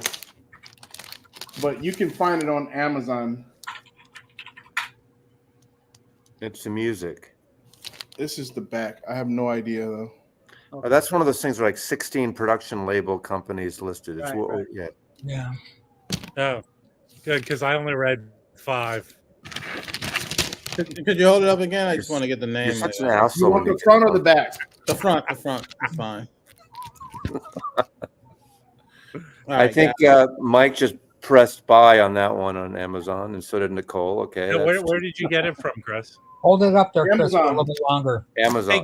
Hey, Chris, before you show another record, have you gone to that Decibel Music yet? To the where? To that record store, Decibel. Oh, yeah, I did. I went by there and I picked up a few Max Roach albums, actually. Oh, what did you pick up? Hey, Chris. Good. I'll grab them after I show you guys these. Chris, hold that up again. Yep, sorry. Let me take a screenshot of it. Mm-hmm. Yep, Okay. it's still on Amazon. Yep, got it. Yeah, it should be like under $20. It's really good though. The next one, this guy is a Cora player. This is pretty good too. Cool. Wow. So, did you know about these, or were they on a whim? No. The first one a friend told me about. This one was on a whim. Okay. And you found it what, through Amazon or just? That's on Amazon too. Yeah. This one, I think this one's really good. So this one's like a memorial quartet put together in memory of Sonny Clark. Yeah. Yeah, I have that. John Zorn. This is good, man. Yeah, that's a John Zorn. Chris, record. Is that on John Zorn's label? Is that on John Zorn's No, it's on label? Black. Is that Black Saint? Chris, I used to take that record to the Consumer Electronics Show. Yeah, this is on Black Saint. Oh yeah. I used to empty the room out. Yeah, this is good. Mm-hmm. And then this last one, this is one of my favorites. I found this guy on the whim. It popped up in like some suggested thing on YouTube, and it was like a live performance that he was doing. This celloist from South Africa, man, this is awesome. Hmm. Like, this is worth a listen for sure. All right. Abel Ayrto. Hey, you're so obvious, man. But you laughed, didn't you? You're Oh, y'all are doing something else. You're I'll so grab good at those, the ad jokes there, Mazzy. How do you spell his last name? S what? Zabo. Celico? Is it Celico? Oh, it came right up. That's funny. Yeah. $23. There you go. Only All six really in well recorded, stock. all really good music. Only 6 in stock. Are we gonna all buy it? It's worth it. Yeah, eventually. Okay, I got 2 CDs. That Okay. came in the mail Let me today. look up. All right. Joel Futterman. Here's another name that you probably Huh. know. Fred Putterman. Wow. Futterman. He is a pianist in the Cecil Taylor vein. Very strong. Now, this guy, I can't pronounce his name. His first name is Oliver. Last name is spelled Schwerdt. Ayrto.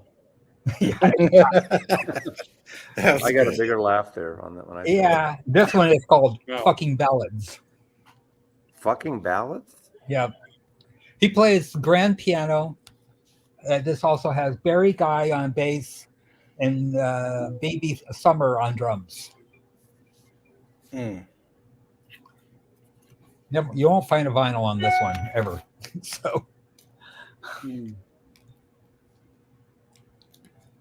and I got this one, but I don't remember why I bought it. Oh, you had one of those nights, huh? Sounded good. I got it on Squidco. So, Yeah, good. Nicole, you got a Fillmore poster right behind you? I got a ton of Fillmore posters. Oh, right wow. Look at that. Wow, that is nice. Hmm. Wow. Most of them are original, except for the what other ones do I have? Wow. Yeah, That is nice. I like that. Have you been, John? Have you been to the poster room at the Fillmore in San Francisco? that's the best place. No. Oh God! Anyone go to a show at the Fillmore in San Francisco and go upstairs to the poster room? And it's the just bar. all lined up. Yeah, Wow. it's like hundreds of every show going back to '66, whatever. And now those posters are worth hundreds of dollars, right? Well, there's first, second, third pressings. It depends. Right. Yeah. Yeah. I mean, some are worth thousands if it's a first pressing and certain, it just Yeah, depends. Some the are worth flying- only a few hundred. Second and third pressings, a few hundred, but still. Nice. The Flying Eyeball. For Mhm. one. That's amazing stuff. I think the last one I saw one for 25,000. Who's writing a term paper while we're talking? My son is on the keyboard. Oh, I thought that sounded like Mike was writing his memoir. No.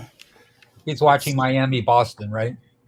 No, actually, I'm not. It's just been a slow week for me because of Passover. A lot of it's been real slow for me. So that's good. It's actually really good. Did you hide the matzah? Yeah. I just want to show. Let me show a couple of things. Sure. Just want Let to. me make it big. All right. This one, and part of the reason I'm showing this is because for Mazzy. This is Kevin Hayes, Ben Street, and Billy Hart. This is their, I want to say, second or third on Smoke Records, but they do a John Lennon song, but John Lennon, Paul McCartney song. Which song is it? I can't. With a little help from my friends. Oh, yeah. Not the best song to do, but whatever.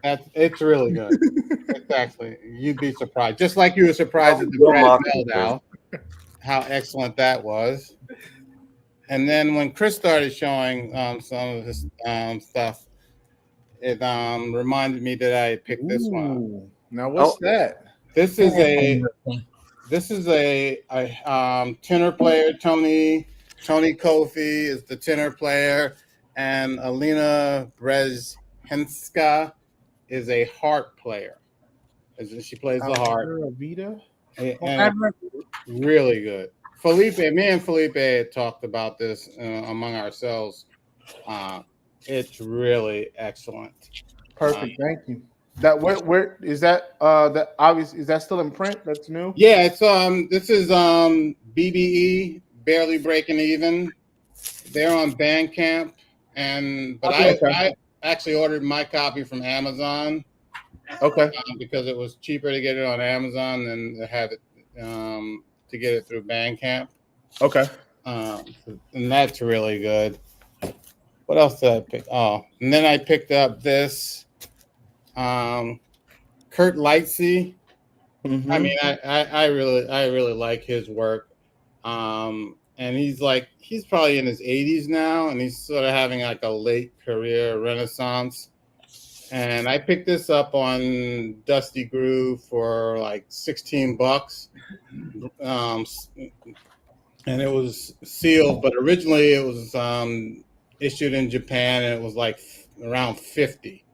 Mm-hmm. And this Who's he playing with? Huh? Who's he playing with? I'm not familiar with the players, but it's just really excellent. It is Steve Watts on bass, Dave Witkins on drums and percussions, and then on he also has a special guest guy, Lee Goodall, on soprano, sax, and flute. But these, if you can find like any recent Kurt Lightsey is excellent, but any recent stuff is really, really good. I mean, he's just a fabulous player, and he doesn't get the recognition that he deserves. I mean, he left the U.S. years ago, lives in France, I believe Paris, but he's worth checking out. And so that's Can I just show some what I want to show Mike what I got from Decibel. All right. Now, I will preface this by saying that Wax told me about the place, and I recognize that one of the owners has a YouTube channel that I've watched, and I just wanted to go by and support. So I don't know anything about any of these albums. I just bought them all on a whim. But so the first one I got was Max Romeo. I don't know that. Is that jazz? What is that? No, this is reggae. It's reggae. Oh, okay, I'm sorry. Okay. Yeah, Max reggae. Rowe, Yeah, he's Max great. I haven't Romeo. heard that record. He's Okay. great. I don't know that yeah, record. he is. Yeah. Yeah, Max Rowe's great. And I'll Good show you the choice. Max Roach ones that I got. So did you all get all Maxes today at this That's place? another good record. Oh yeah, that's a good one too. Yeah, I think Chris, did you only buy Maxes? No, You no, know, no. There's that's a couple other ones in Time here. you told him, Azzy. I think I picked up a copy of that when I was out in LA, going to stores with Rob. And Yeah, you said I it's have- good? Yeah, it's good. Awesome. I've had that. All right. I got Any Max Bear records? Max Roach. Here we go. Yeah, that's excellent. I found perfect. an OG of that. Yeah, that's a This good record. is, I don't know. This says Special Collector Series Trip Jazz. I don't think this is an OG. No, I think it's reissue. Okay. I got this on Argo. God, it's so, Yeah. this That's is a the Max. one. I have that. Mhm. Yeah. I got, and then that's all the Max I got. And then I bought these two, which look really cool. I don't know anything about them. That's Max Ashanti. Oh, jeez. It says John Hicks is on there. Take your thumb away. Let's see who's playing on the other side. Ray Drummond. That's good. James Spalding. What year is that record?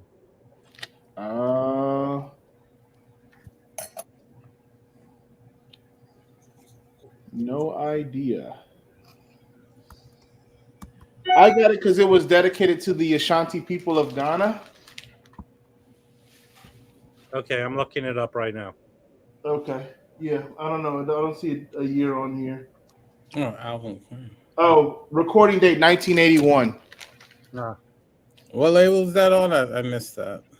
It is on Nivea. Nivea? No. Yeah, Nilva Records. Oh, okay. It's funny. Under the entry, it's just a CD. It doesn't have a. Oh yeah.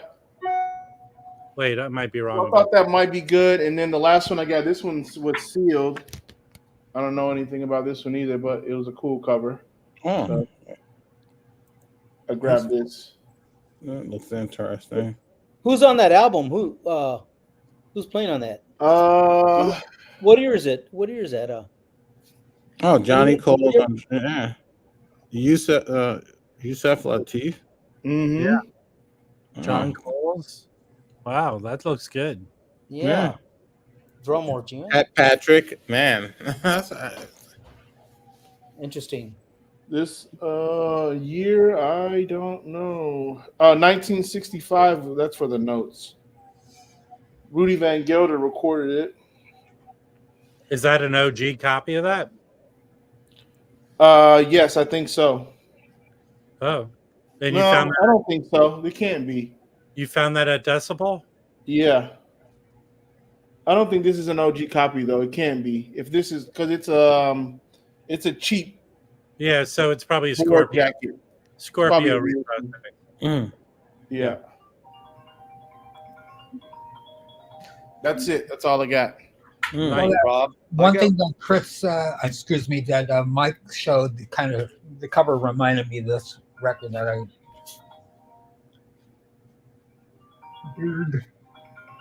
Now what's that? It's called Red Hot Raw. Mm. I just love the cover on it. I got it a couple days ago, so. Cool. Sun Ra or Yeah, it's a lot of stuff on dealing with Sun Ra, but I haven't played it yet. I got it at Dusty Groove. oh, all right, cool. Has anyone do you listened? Do you live up there, Nicole? Where do you live? No, I live in Berkeley. Oh, okay, so you got mail order. Yeah. The mail. Okay. Has anyone listened to the Sun Ra Disney Pink Elephant? I have. I have too. Actually, I have the Sun Ra Disney on CD. It's live and it's so funny because I liked it a lot. But what's weird about it, it reminds me of a bunch of drunk guys doing karaoke singing. Yeah. Over. Yeah. They're all off key. They're like just fucking, elephants on parade or Most of it was recorded. whatever. Most of it was recorded in DC at the 930 Club. It's really? actually a fun record, Yeah. but it's totally Nice. like it's so loose. It's so loose. It's hysterical. This was sent to me, but I was a big fan. I don't even remember. I never can pronounce his name. He's this great piano player who was on Rune Gramophone. 2 records that I got from Rune Gramophone over the last few years. I think Rune Gramophone is no longer. I can't believe that. But he's a piano player. He's a Norwegian artist because that's all the Rune. But now it's on Odin. I guess it's another Norwegian or Scandinavian label. I haven't listened to it yet, but this is various musicians, including Arve Henriksen, the great kind of avant-garde trumpet player, jazz, who's played with David Sylvian, and some rock players. He's on here. Sasha Berliner is on Vibes on one track as well, the San Francisco New Yorker that I talked to, but mostly Norwegian musicians. So I just literally opened it up. I got it the other day. Haven't listened to it yet, but I really loved his piano play. His solo piano play record, I think it was 3 years ago, was one of my best albums of the year. And his trio was great too. So I haven't heard this version yet, but there you go, Norwegian. Nito Torpedo. So who's going to order those 3 Bill Evans were part of the record? I don't understand. I have them on CD. So Yeah. How are they? I think they're good. Well, I was at one of the shows, but I couldn't remember which show. Like a lot of it, I like the late Bill Evans stuff. I mean, It was So, 1980 Keystone. yeah, I Yeah, mean, I'm not gonna order the LPs, but because I have the CDs. So, but I mean, But here's the question I have: there's a timeless record live at the Keystone. I assume it's from the same week he was there. How much of that is the same as these Japanese pressings? It could be. That's These my are per question. night. You know, when artists played the Mhm. Keystone, they usually did like a week. Wednesday through Saturday or a Thursday through Saturday run. It was never just one night. And then what they would do is a lot of times, not all the time, but on Sundays, they play down near Half Moon Bay at Montera at the beach. Bach, what is it called? Dancing and Dynamite Society. Yeah, and I saw them down there too because they would go Sunday afternoon, and it was almost a free show in this beach house just before Half Moon Bay. There, it was the coolest thing. But I don't remember what night I went to. I was going to buy one of those. I didn't even see them though. I know Light in the Attic is distributing them here. I got it. I bought it. Well, I pre-ordered them from Dusty Groove. Yeah, because I got a notification from them that I guess they're in now because they weren't. I guess they were supposed to be in a record store day. They discounted them, right? Dusty Groove is cheaper. Yeah, they always are a little less than other people. With their about $3 each. Right. Yeah. They're $3 each. No, they're discounted $3 each. Are they double? They're double records, all right. Well, actually, the guy who plays drums on those, Joe Barba, what is he? He's doing live. He's playing here at Sam's First next week. His combo. I've seen him recently. He's good. Yeah. So I got a Record Store Day album here, a Latin jazz album. How is that? From the Latin Soul Brothers. You listen to it? Actually, that guy in Chicago, another Mike. Similar Hub Tunes. Hub Tunes, yeah. Yeah. He did. I saw his little video this afternoon of. He loved it. Yeah, he loved that record. It's a good one. Yeah. He complained about the big hype sticker though. They do covers, they do covers of "Seize the Bombing," which is a Grant Green cover, right? Chitlins con Carne, Kenny Burrell. Let's see, Name, John Coltrane. So he's covering some like some jazz artists, but it's Latin jazz. It's a good one to get. It's on the Kubop label. Kubop. Yeah. Out of San Francisco. But I already have a copy of this, and I have it on CD too. So I've heard it a few times. Hey, yeah. Rick's. There's a Sonic Boom in Seattle too. So. And I got this Gil Scott. Have you listened to that yet? I haven't. I haven't played it yet. I like. Yeah, I listened to it, and it's really good. Yeah. I have the original or a later pressing of it. Yeah. They had the CD and the vinyl. I almost bought both. I should have bought the CD also. Let's have both, but yeah, record store. And it's that little like splatter, black and white splatter vinyl, but it played excellent. No problem at all. You know what? Someone showed a picture of it on their turntable. It looked like someone spilled milk on the record.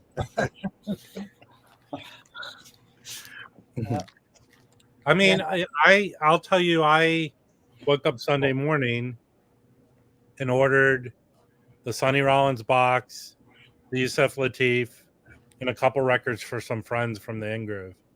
Then I did order the Parliament record from someone on Discogs. So. Well, I couldn't. My store didn't have, or was sold out, the Nat King Cole, and I ended up found it at where you call it Amoeba's website, which is being shipped from Kentucky, which is amazing. So here's the funny that so the guy Jim knows the guy who put out the Nat King Cole. If anyone bought that really good Grant Green Sunday Morning album, I have that. So that is the guy who put out the Nat Cole. I forget the name of his company. That guy now somehow he lucked out getting the license to put out the Grant Green, and that literally is a tone poet. Everybody did the mastering, tip-on jacket. It's beautiful. So that guy now works with Warner Brothers and is going to be reissuing their titles. Oh, okay. He's going to be reissuing like rock albums, like Tone Poets. There's a good interview with him. I think it's His name's Grover. I think it's acoustic. What's the Audiophile magazine? I can't remember what it. But there's a good interview with him. It's like 50 minutes, and he talks about the whole process. Stereophile, absolute sound. Absolute sound. Okay. Yeah, where he talks about the whole thing having Kevin Gray do the lacquers and the person who mastered it, the people, the family that owned the club the Blue Note Club that Cole was performing at. He goes to. It's a really good interview. It's about almost an hour, and it's so good. The hour goes by like that. Mm-hmm. Yeah, he has big plans for Warner Brothers reissuing titles at like. I have. That's a great record. What's a Speaker's Corner? Oh, I don't have that one. I have the. Acoustic sounds do that. Acoustic sounds do that. Yeah. That sounds great. Hey, man. I wanted to know. Bob Bradley and I had a totally different take on one of the record store days. Anybody buy the Chet Baker Jack Shelton record? I didn't buy anything on Record Store Day. Okay, because I'm curious, because I thought his singing was hokey and I really didn't like it. Bob liked it, so I'm really curious what other people think. I don't know anyone else. Well, I'm going to tell you. Here's come across a jazz record that someone's singing that I liked. Oh, I like Chet Baker records. I abstain from all Chet Baker commentary. So Felipe likes it too. Okay, I guess I'm in, but I'm curious. No, I didn't get it. You know that label, Mr. Bongo? They reissue a lot of rare records. So I picked up this CD. This is also on vinyl.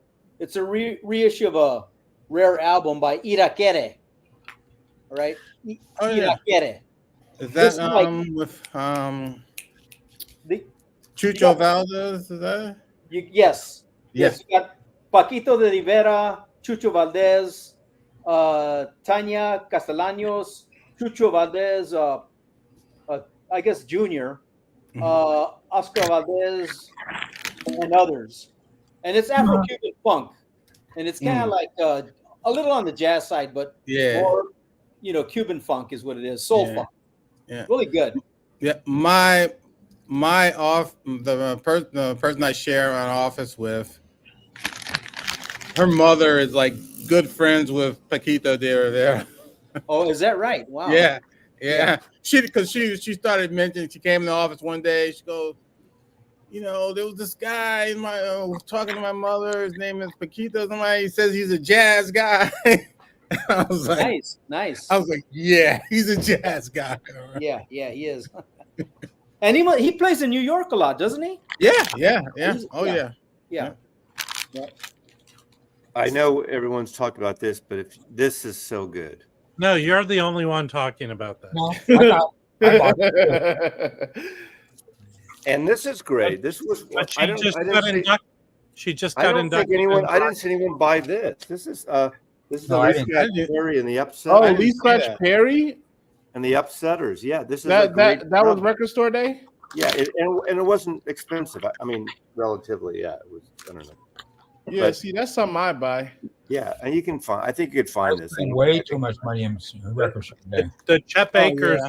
So here's a way to determine if people care. The Chet Baker record on Discogs already dropped in price, so that's one of the ones no one cared about. Well, I gave it actually to Joey Callio, who's really into jazz these days, and he hated it. Send it to me because people forget Jack Shelton was just a bill on Capitol Hill.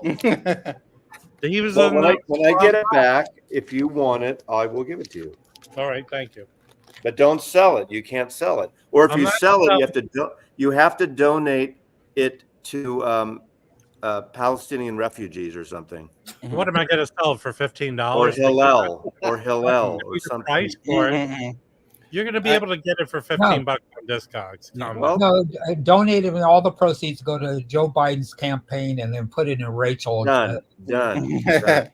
I posted the link for the interview with the guy the net. His nickname's Grover.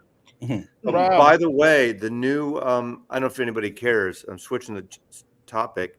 I think May is when the new Discogs app's supposed to debut. Oh, really? Yeah, the one they have now, it's gotten worse. I had a guy, a marketing guy from a marketing guy from Discogs reach out to me, and we had a video conversation for about 45 minutes today. And we talked about it. So we'll see how it is. You know, are you going to be on if the new one is just as shitty as the old one, we can blame you.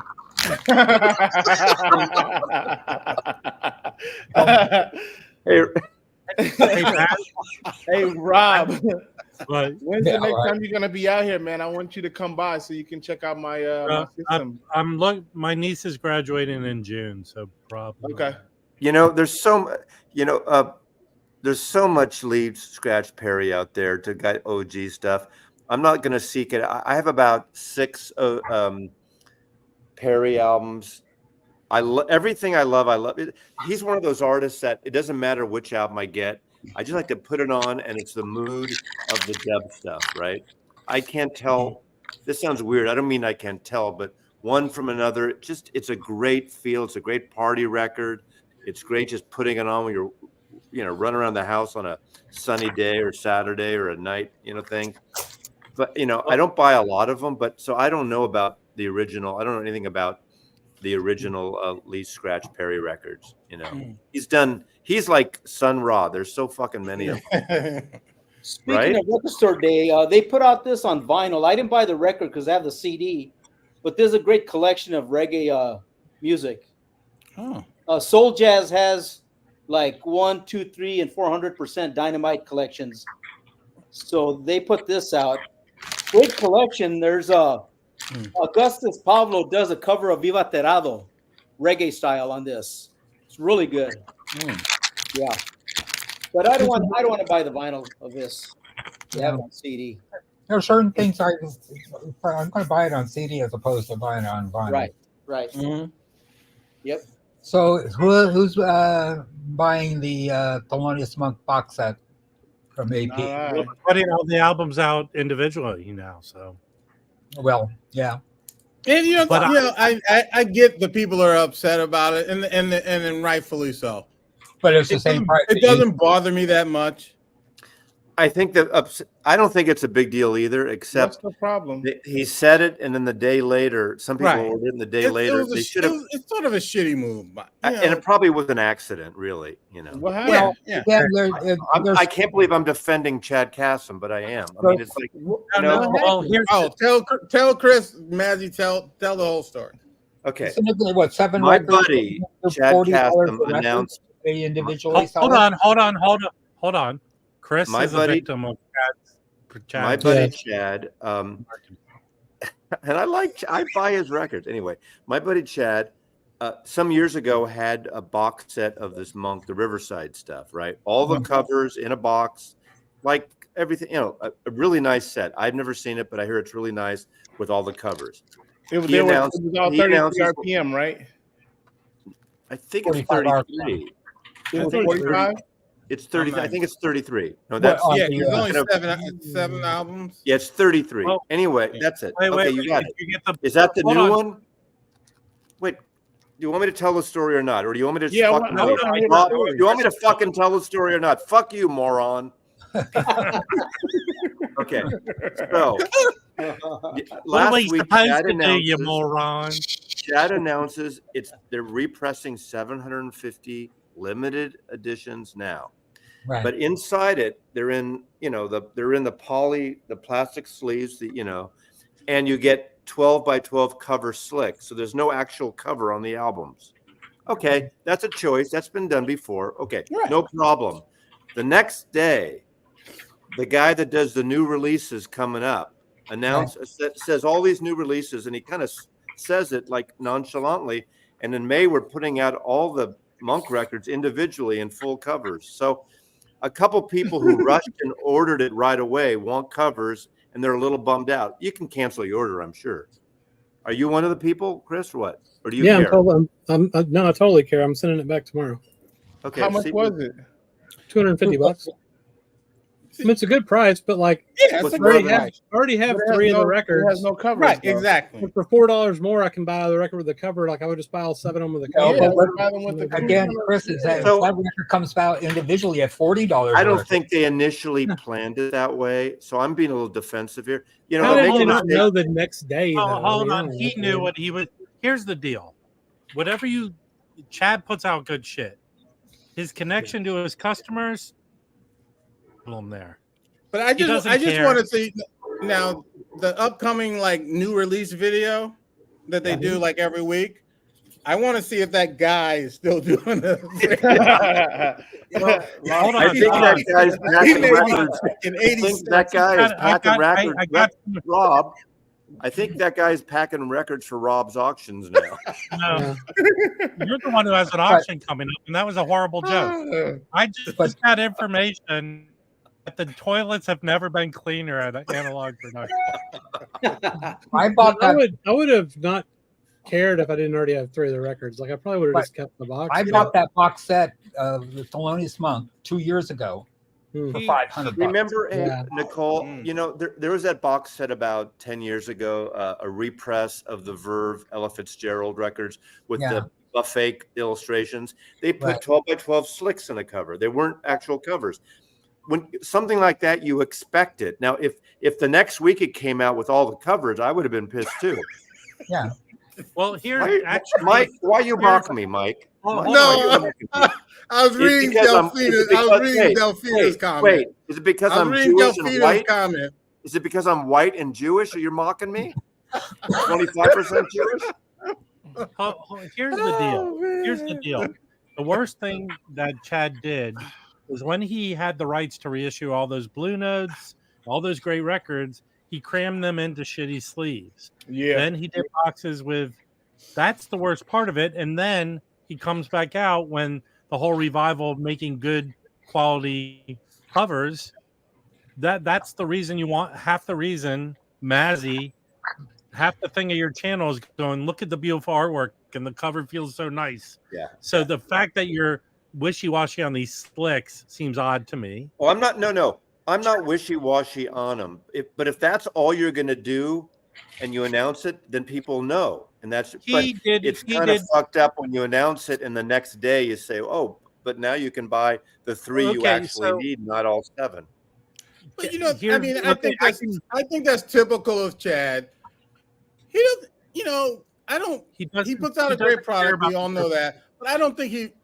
I don't think he really gives a fuck about his customers. No, he doesn't. He's like, what are you going to do? Who are you going to buy it from? Yeah. Well, hold on. There you go.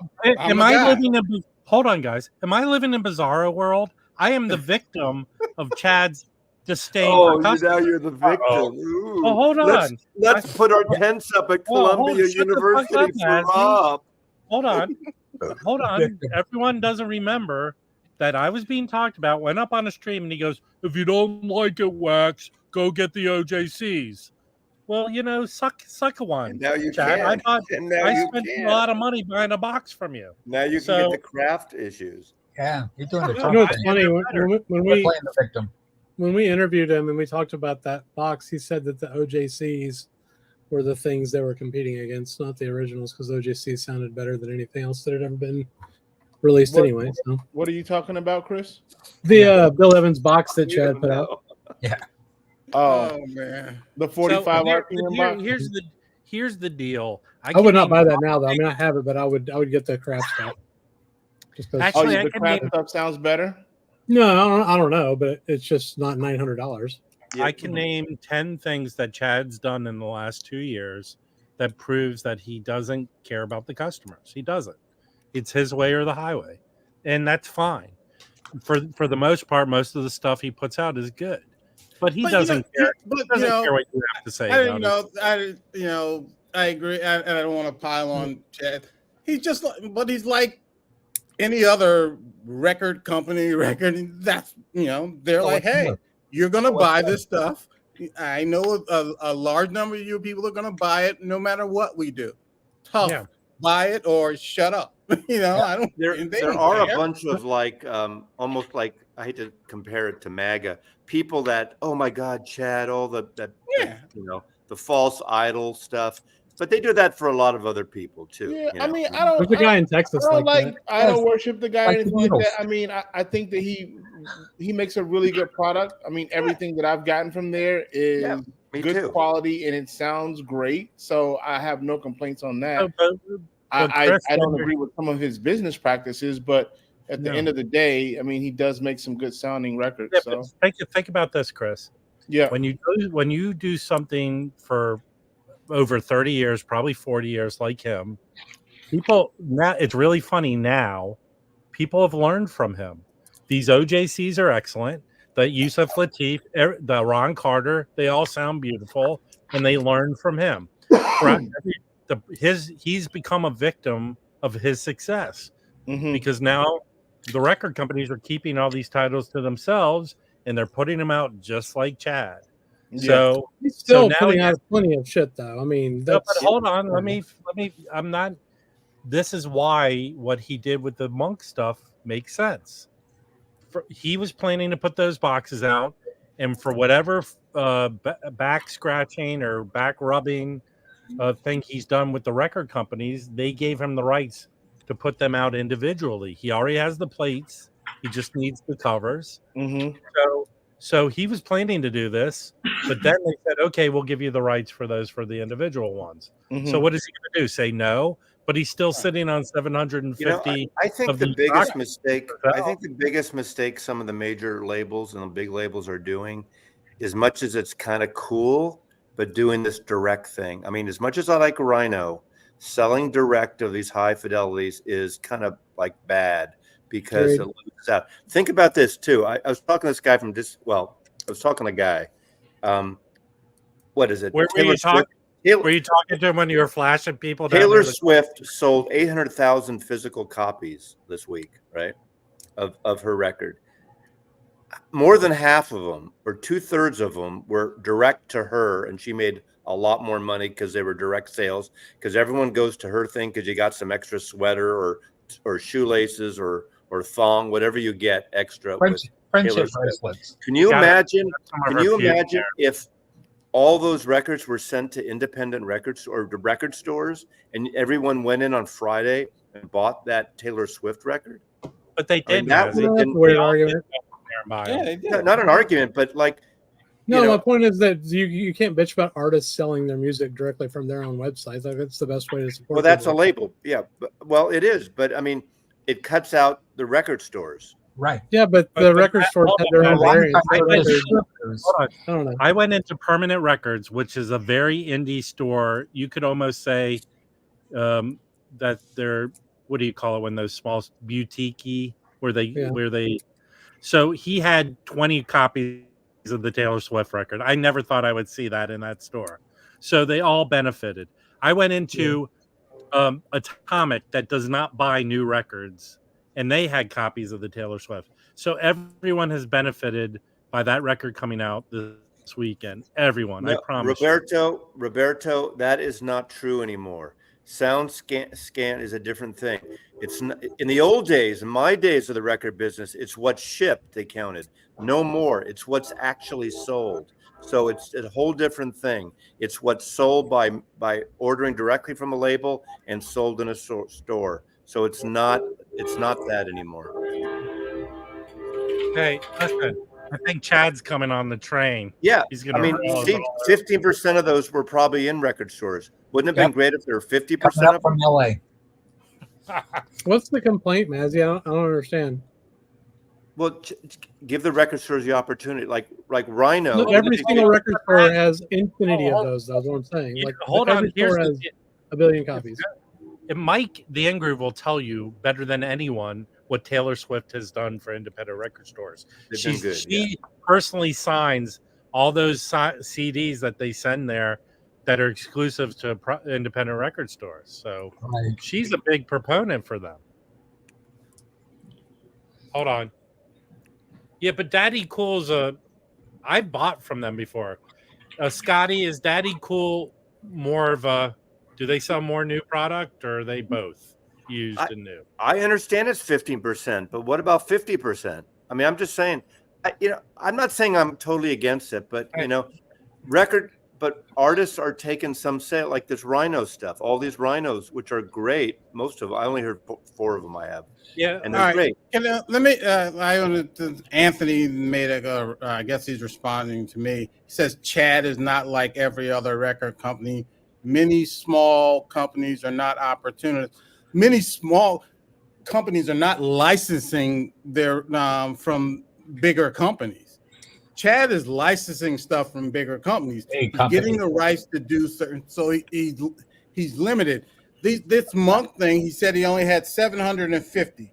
So he knows those 750 are gonna go, whether they have the album covers or not. Yeah. Yeah, but some of them are gonna come back. Excuse me, Nicole, but tough titty. People are gonna buy them. Hold on. Whether he announces that he's gonna put out the next day that he's selling them a month later with the album covers and people get pissed off, those 750 are going to be gone. They will be gone. They'll definitely be gone. And the people that are complaining will get over it. And when Chad puts out something else that they like, they will buy them. Well, again, what Mazzy always says, it's about the music, right? Yeah, well, he's different. He is definitely different. Well, I can tell you, I'll tell you this right now. Don't feel sorry for Chad, because when this I don't feel sorry for him. But hold on, Mike. Here's information I've said before. When the whole vinyl boom started, it was Chad and MoFi that were pushing out the smaller reissue labels out of the way.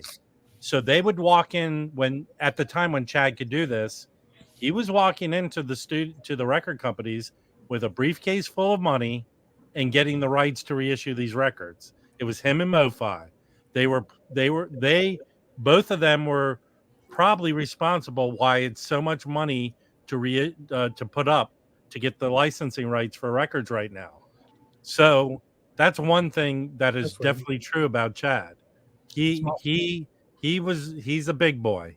He wanted to be a big boy, and he was playing like a big boy. You got to remember, Classic was, it was probably more so than. And Mosaic. Michael Cascuna just died, but for the Blue Note thing, Mosaic was also a big player in how all of this changed. Right. Yeah, but that was at a time when people weren't really buying records. I know they did CDs a lot. Mosaic was doing a lot of albums at the beginning. And but they were doing it at a time when record stores wouldn't hardly carry records. They weren't paying a lot of money to license those. Exactly, records. But they made it. They were one of the ones that made it so popular. Well, same with Music Matters Jazz. Music Matters Jazz license. And what did those records? When Music Matters Jazz and when Michael Hobson did his releases, most people didn't give a shit about vinyl. It was the audiophile people. But Michael Hobson did some fucked up shit. Towards the end, especially. But you talk about like, all right, when I mentioned something like Mosaic, Mosaic, this whole Tina Brooks, I say craze, but Mosaic was years ahead of that curve with the Tina Brooks stuff. They were years ahead of everybody else with Tina Brooks. They put out the box set, they put out the LPs.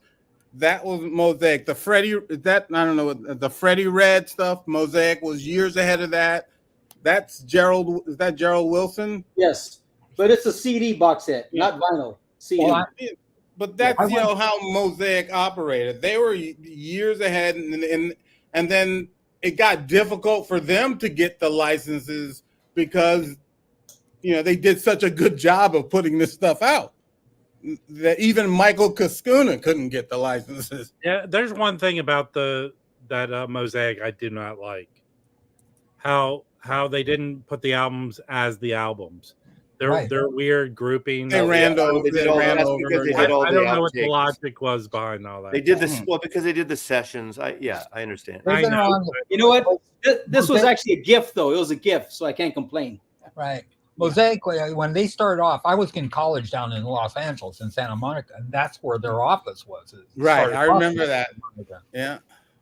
And I used to stop in there, and I go, "Oh, I heard about it," and so I wanted to buy their records. Yeah, but here's the deal, Anthony, with what you're saying. These titles, hold on, these titles survive because they're finding records that don't really have ties to major labels. Yeah. They're approaching the artists themselves and getting the rights that way. But but that's a lot of these titles. Yeah, not Thrill Jockey's a great label. I mean, I love Thrill Jockey. Delmark is sort of different because they record and they press. They're not licensing stuff, are they? I don't think Delmark is licensing stuff. So it's their stuff that they're repressing and putting out again. So you can't compare Delmark to what Chad is doing. Right. You can't compare International Anthem to, and International Anthem also has a relationship with None Such. So which is Warner Brothers.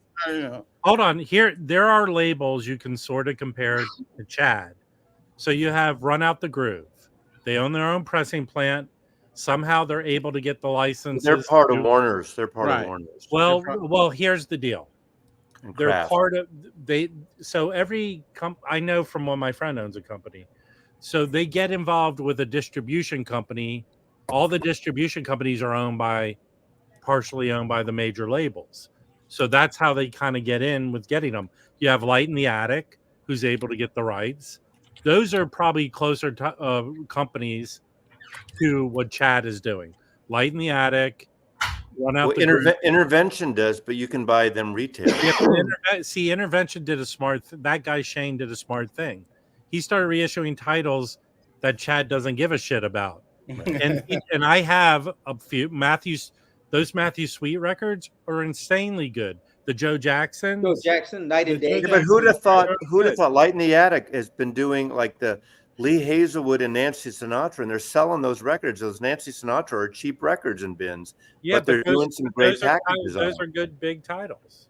Yeah, but with Delmark, they had that thing with the video with the Fremer and Chad and Abby.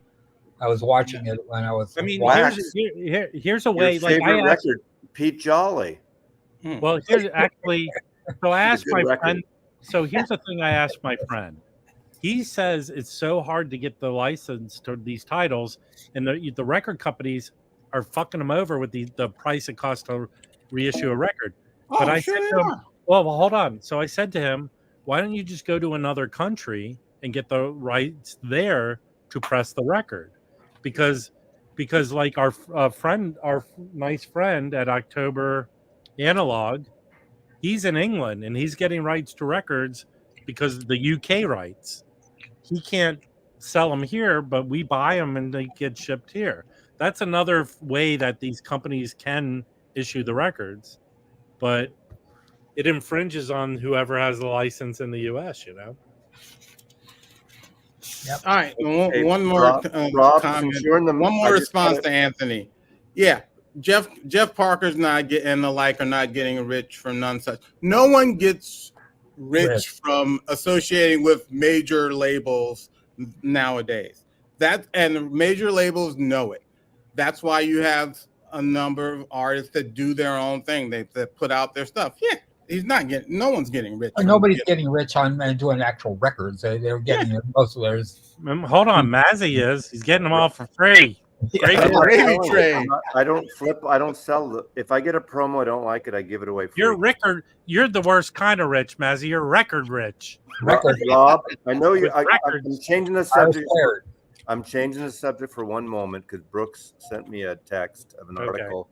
San Francisco. Since you're in the movie business, look what was spotted just today on the beaches, like Baker Beach or Fort Point, by Chrissy Field in San Francisco.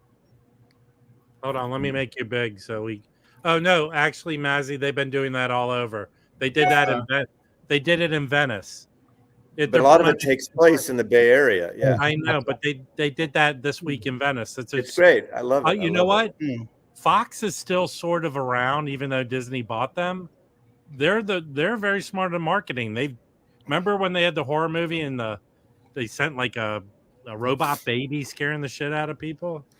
Those Planet of the Apes movies are great. I love them. So okay. Yeah, they were in Venice, I think a couple days ago. Okay. Yeah, when the originals came out on DVD, it was like one of the best things that ever happened. Here's we're in the wrong business. Look at this one. Hold on, let me make the big. Wait, what?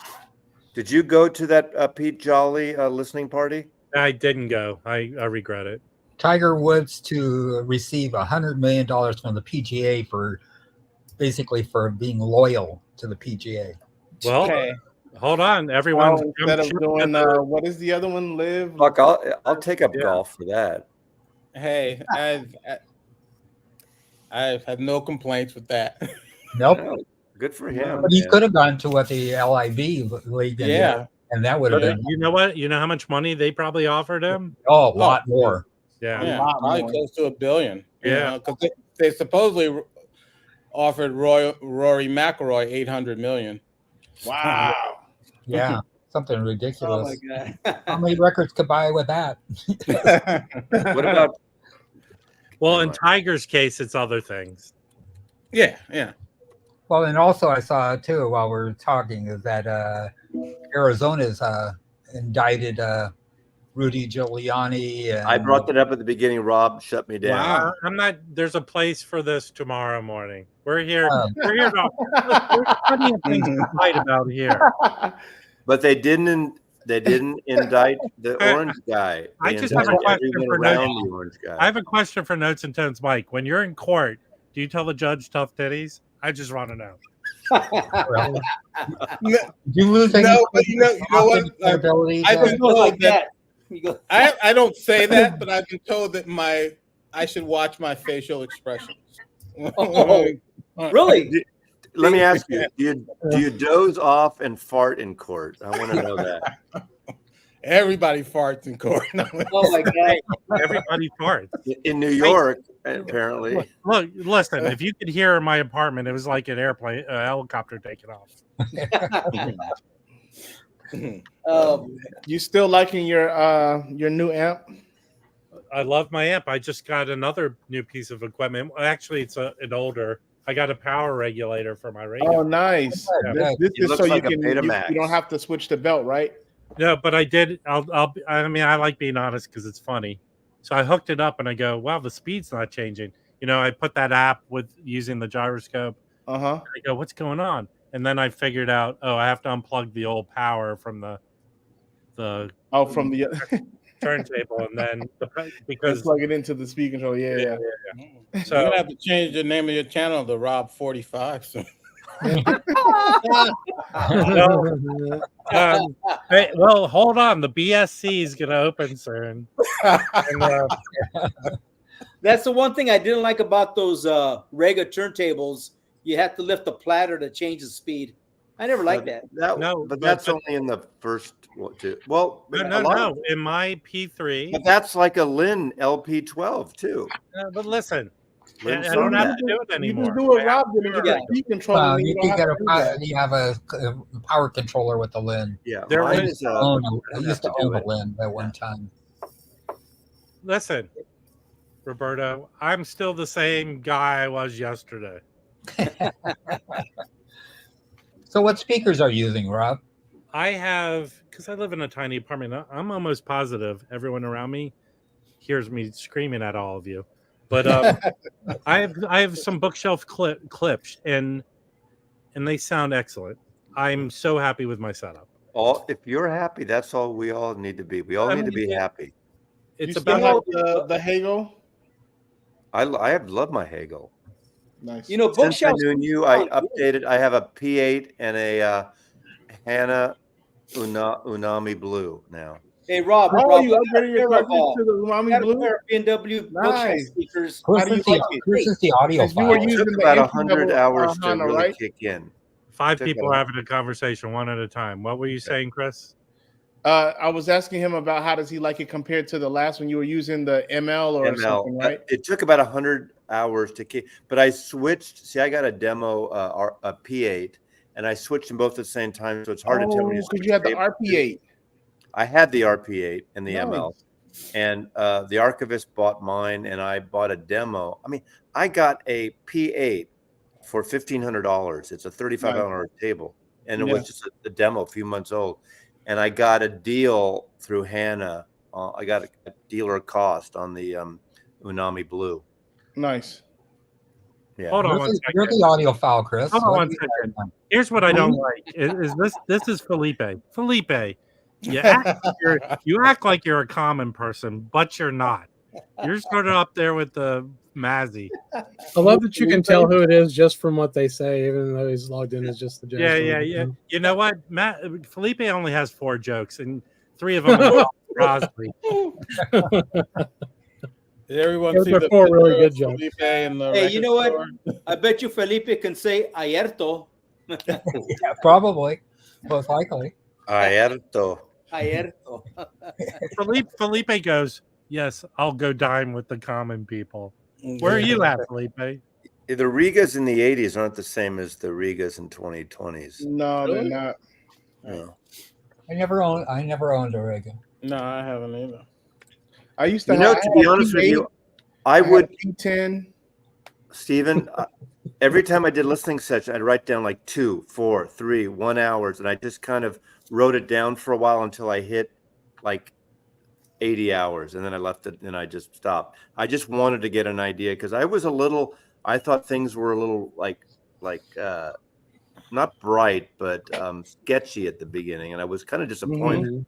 And it just took a while to warm in, and now, man, it's great. I mean, I have one of those little clocks. Stylus timer. Yeah, those timers. Yeah. Because I have on one of my the most recent cartridge I bought was a Soundstage. Not familiar. It's yes, that's what I did. They're really great, and if part of the reason I bought it is like, you know, you send it back to them and they rebuild them for like 20% of the price. Mm-hmm. And so I don't do it like religiously, like turn on, but I get a general sense of how many hours is on it. Okay. This is the last point. I was at 63 hours at this point. Yeah. And then I had a separate, unfortunately, I opened up a separate one starting at 63, but this is really what I did. Well, like I would do 3, 2, 5, and then I condensed it and made it 60. And then I just, so I did it. Right. Yeah. Sounds I wish they made a way for you to like edit it. Like if you forget, like you can just add to it. Because if you kind of forget, and if you smoke a joint, you basically just add 40, so. Yeah, right. Oh my God. Not that I don't smoke joints. So. Look, I mean, it's a Soundsmith cartridge that I have. Sorry, not Soundstage. Oh, okay. Yeah, I've heard of them. Okay. Yeah. So here's the thing about my journey into all this. I'm obviously more about the records and the music. My joy is actually looking for records, but I've become very friendly first with Chris, when you talk with Chris, very pushing the equipment thing, and that then Chris down there, Chris Thomas, and then Michael Poetry on Plastic, and definitely hanging out with Jim. If everyone comes to LA, we'll go to Jim. Jim's setup is killer, insanely. Do you have to milk a cow at Jim's house? No, you got to buy a hot stamper though. You have to pay. What does Jim have? Pig, but that's chickens and pigs. By being friends with people, even Mazzy setup, I've kind of have a good knowledge, and what I have works for me. It was a huge step to move to the tube amp, but I'm telling you, it sells itself. It has changed the music listening. Yeah. But so I think the enjoyment of getting into this hobby is by the osmosis of learning all this stuff. I think the best thing is not going out, even if you had the money, probably. Well, that's not true, but I was going to say to go out and just buy a big old system of one. Try it and then change, upgrade, low grade, change. Because it's about the synergy and what works together. And some speakers are better with some amps. And my biggest upgrade of sound wise was the Hagel amp by far. Yeah, more than my speakers, more than my. In fact, it made my speakers better and the sound out of my table better. No, I'll tell you something. When I go over to Jim, listening to my setup is 2D. Going to Like a Jim boombox. is like, yeah, it's Yeah. Jim's setup is insanely killer. And here's the thing I don't want to happen to me. That dude is never satisfied. Never. He is. I don't want to be the guy who's never satisfied with my system.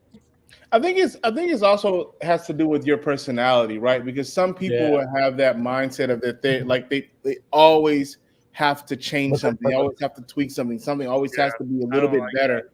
So I think it just depends on your personality. But you know what? But even naturally, I think we kind of evolve. It's like you get a good system, you're happy with it.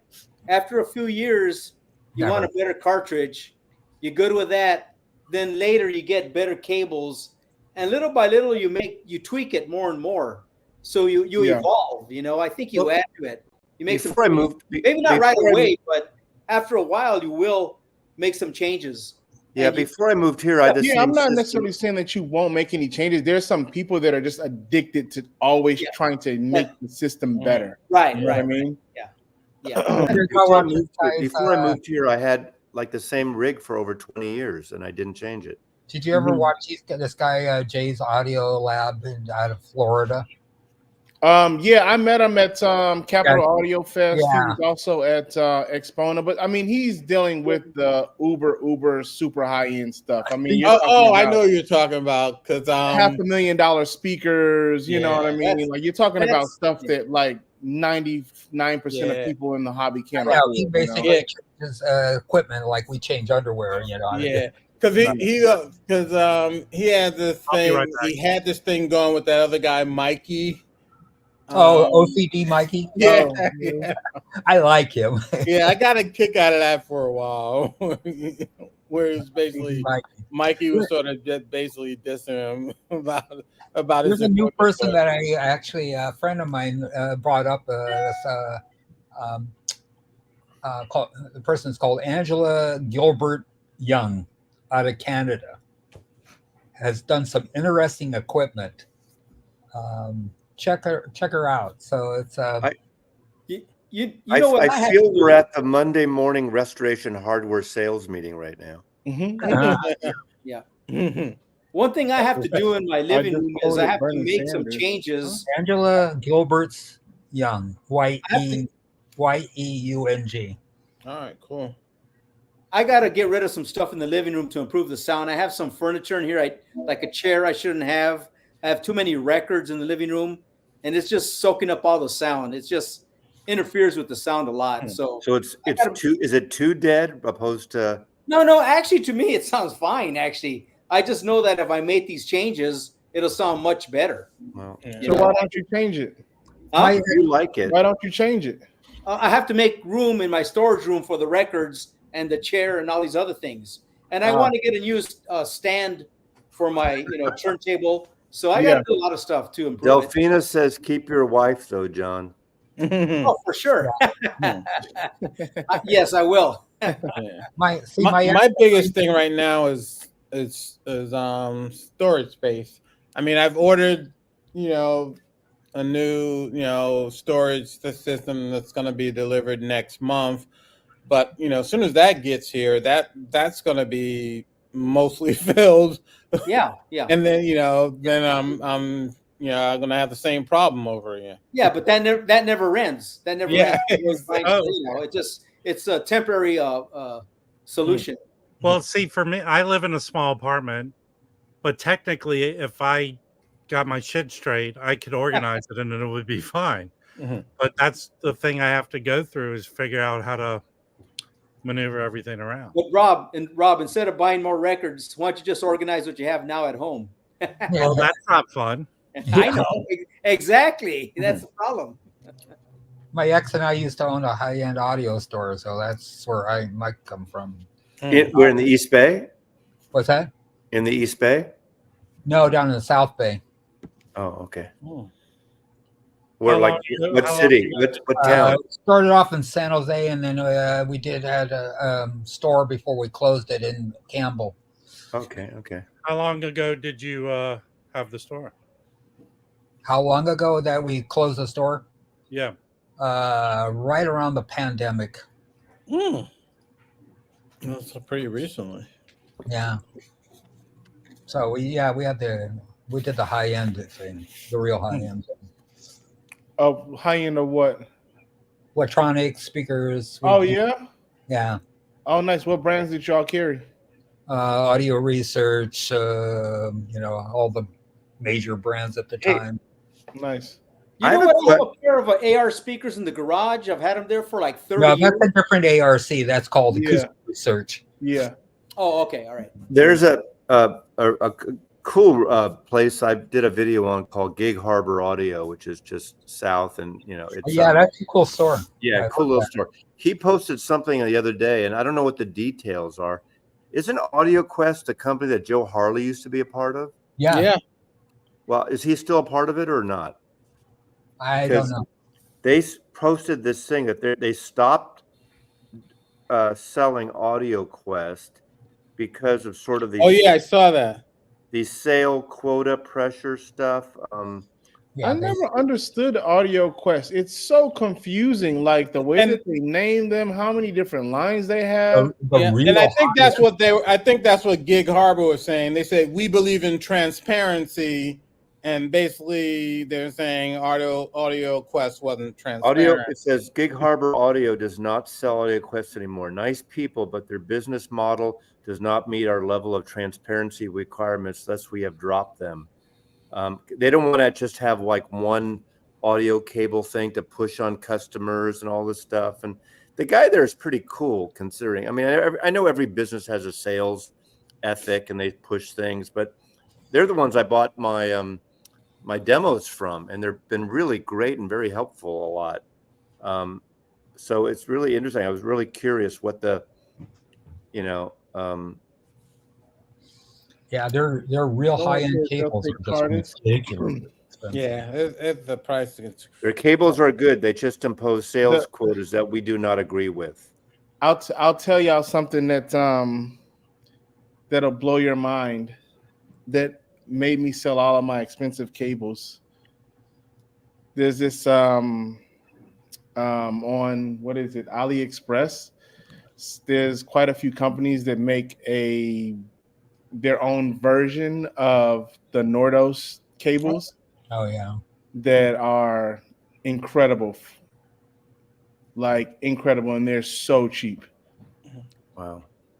I mean, years ago. I mean, gosh, and this guy is. I know the guy that did this magazine has been dead for years, but there was this magazine. It was called the Audio Critic, and this guy was. He would say, he'd publish this issue. It was called like Good Guys, White Hats, Black Hats, and he was like, "These guys are selling you bullshit. They're feeding you bullshit."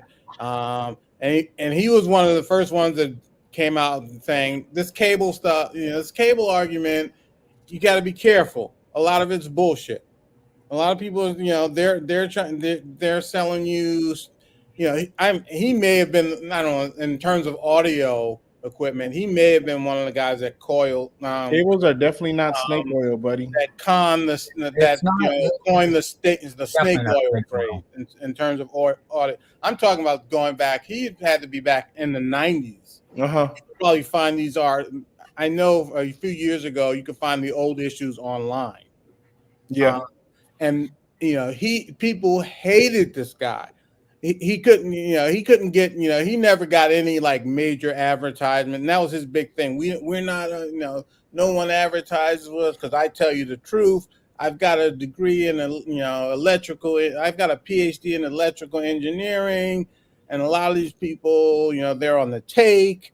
And this audiophile stuff, a lot of this audio, file stuff, especially with cables, I call BS on you guys. I'm calling BS, and prove me wrong. And he was like, prove me wrong. And all people could say to him was, you're an asshole. You're an asshole. And it's like, well, that's not proof. Calling me an asshole is not proof. Yeah, I go back a lot further than probably most of you guys. Maybe not. I'm still older than Mazzy. But the first person that really did cables was a speaker manufacturer that came out of Minneapolis called Fulton, Robert Fulton. He did speakers called the Fulton. In fact, I still got Fulton speakers here. And he was the first one that was started with cables. And because we at one time back in the day, we were using zip cord. And that stuff was and Romex, right? Mm-hmm. Yeah, exactly. Yeah. So he brought out these. Well, he had two variations. He had what they call the Fulton Brown, which is just a better than looking cable than zip cord and whatever. But then you had the Fulton Gold speakers, which are, people said, it looked like somebody bringing in fire hose or so. Big cables, but they did make a huge difference. Then Monster came along, and then everybody got on the bandwagon of making cables. Yeah. Yeah, I mean, I definitely don't. 1974, so. Yeah. I definitely don't think that cables are snake oil. No, they're not, definitely not snake oil. I mean, there's some companies out there doing some stuff that, could be questionable. Some stuff might be good, some stuff might be bad. But I mean, in my experience, I've tried a lot of different cables, and there's obviously some synergy to it depending on what you have. Right. But that's the hard part. Yeah, for sure. But these new cables that I have now, like, I would never go back to paying a lot of money. Where did you get your new cables from? From AliExpress. But that's the thing, all right, when they say snake oil, they're saying, I think he's talking more in price and what they're charging. Well, it's the old thing, like if they're manufactured in China, in the morning they're slapping one name on it, in the afternoon they're slapping another name on it. I just posted a link where you can read all the old Audio Critic. You can download the magazine. Yeah. Did you see those? Yeah. What are they called? I'll send you a link to them. Like they made a clone of the Nordos Vahalia, whatever. Mm-hmm. Speaker cables, which I think are like, I don't know, some crazy amount of money, maybe like 10 grand or something like that, or 8 grand for the cables. And they're like $200 and something dollars with free shipping. And I promise you, like, they are better than almost any other cable you can buy. They're incredible. Okay. So you're not getting any feedback noise or anything like that. Dude, when you see, the crazy thing is, if you look at the construction of them compared to the real thing, it's identical. Yeah. Probably made in the same factory, right? Oh, I wouldn't doubt it. I mean, ultimately, like, if you do the research, there's only a few people that can actually extrude copper to make OCC copper. There's not, like, all these companies saying that they're doing it themselves. It's not true. There's only a few people that have the actual manufacturing capabilities to do that. So a lot of these companies are buying their copper, silver coated copper, silver, all that stuff is coming from the same people. That's why you don't see John Bandy on streams anymore. He tried to dial in with a can. People want to know. Eddie wants to know, where did you get those cables, Chris? He said, "Do you listen? Do you listen?" Yeah, man. I'm just reading the comments. Fuck you too, Mike. Fuck everyone. Fuck everyone and their 3 generations of their family. Hold on, Gary. Notice that I was reading. I was trying to be polite to the peanut gallery. Eddie Perez. Chris said AliExpress. Damn you. Maybe he went to tinkle when he talked. Come on. He also said he put the link in. Yeah, I didn't see the link. Listen, there's a link there. It should come it's up, in the right? private. It's in the private chat. Chris, if I had if I was younger right now. Don't hate me, Chris. I was just. No, it's all good. I'm gonna find them so that I can drop them in. I was responding. If Nicole was younger, she'd punch all of you in the face. Okay. I would get an all audio note system because I really believe in their complete system approach. I had a setup with a pair of Audio Note A&K SPE. Uh-huh. There's their small bookshelf that's sealed box with the all silver internals. Right. Like Mazzy, don't hang yourself on live. the best like My sound. local guy. Or the way they're designed. I to know come you're in the upset. I corners, know you're upset but man, about those how things those sound really good. No, my The audio local stuff is guy really made good. these because he It's wanted. He expensive, but it's suggested. good. I have long cables that I had from San Yeah, I Francisco love where Audio they- Note. It's great company. We're What are probably gonna those? go- They're probably gonna go bi-wired another- cables that he made for me. Yeah, but that who makes it? my local guy at Hawthorne. But I have these long cables that I had in San Francisco when I needed a longer run. I don't Yeah, need a longer run. have a complete audio note system. So Yeah. he suggested I do a shorter, but Yeah. I'm Now, not quite Matthew, sure. don't turn this into the manosphere trying to compare the length of your cable to everyone else's cable. So why is this? Why is there an extra? Why is there an extra like thing here? Is that? Yeah, Mazzy, it looks infected. You should go see a doctor about it. Shut up. Yeah. All right. We're not going much longer, but Dr. Robert needs to tell us a story about poop. Okay. I love how Doc always comes in the last 10 minutes of the Dr. Robert screen. comes in I'm like, gonna head out, yo. I got an early morning right. tomorrow. Chris, All it was right, good to Chris, see you don't after be- all this. Yeah, don't be such a stranger. I haven't seen you in 2 years or something. I know it's been a while. Thanks, Don't be a Chris. stranger. Thanks. Yeah, have a good night. How long you guys been going? Since 4. 4:30. 4:30. It's going on 3 hours. Sorry, I didn't. Sorry, I didn't see it earlier. But You don't subscribe to Rob, the Waxed? well, I do, but I'm just not online every moment of the day. You know, I am. What else? You're retired. What else do you have to do now except for catching moles and leaving things in people's bodies? you know, Catching moles. I'm working on the moles. The moles are outsmarting me so far, but I cleaned my grill today. That was like a 2-hour. That's important. Yeah, you got to do that, right? And, Yeah. and I'm working on the hot tub, and it's not done, but I'm working on it. So those were some projects. God damn. Stunned you into silence. Hey, God, that's rare. Tomorrow night, Mike and I are going to watch the draft, right, Mike? What draft? Did Did they they Oh, start the draft. draft again? What's Is it because tomorrow's all the what, wars Thursday? happening? Yeah. Tomorrow's NFL Thursday. draft, Yeah, I will definitely watch it. Is it because all the wars happening? They're starting the draft again? Yeah, Yeah. they're Yeah, drafting, starting with- old guys from that Yeah, used to live in starting San with Francisco. 70-year-olds working their way down. They All, figure they'll bore the enemy to death. all hippies. You got to say they're more expendable. You know, we Hey, are more hold on, Harry. Which podcast? Occasional podcast. Okay, thanks for the note. Man. So who's going to take what in the NFL draft? Well, my team is picking second, and the Bears are going to take the Caleb Williams, right? Yeah. And then whatever they're going to be called, the Commanders, or their name is going to change. Yeah, that was a real dumb name. They're iffy between It two should. different guys. People keep saying either or. The LSU, Daniel, Little feet.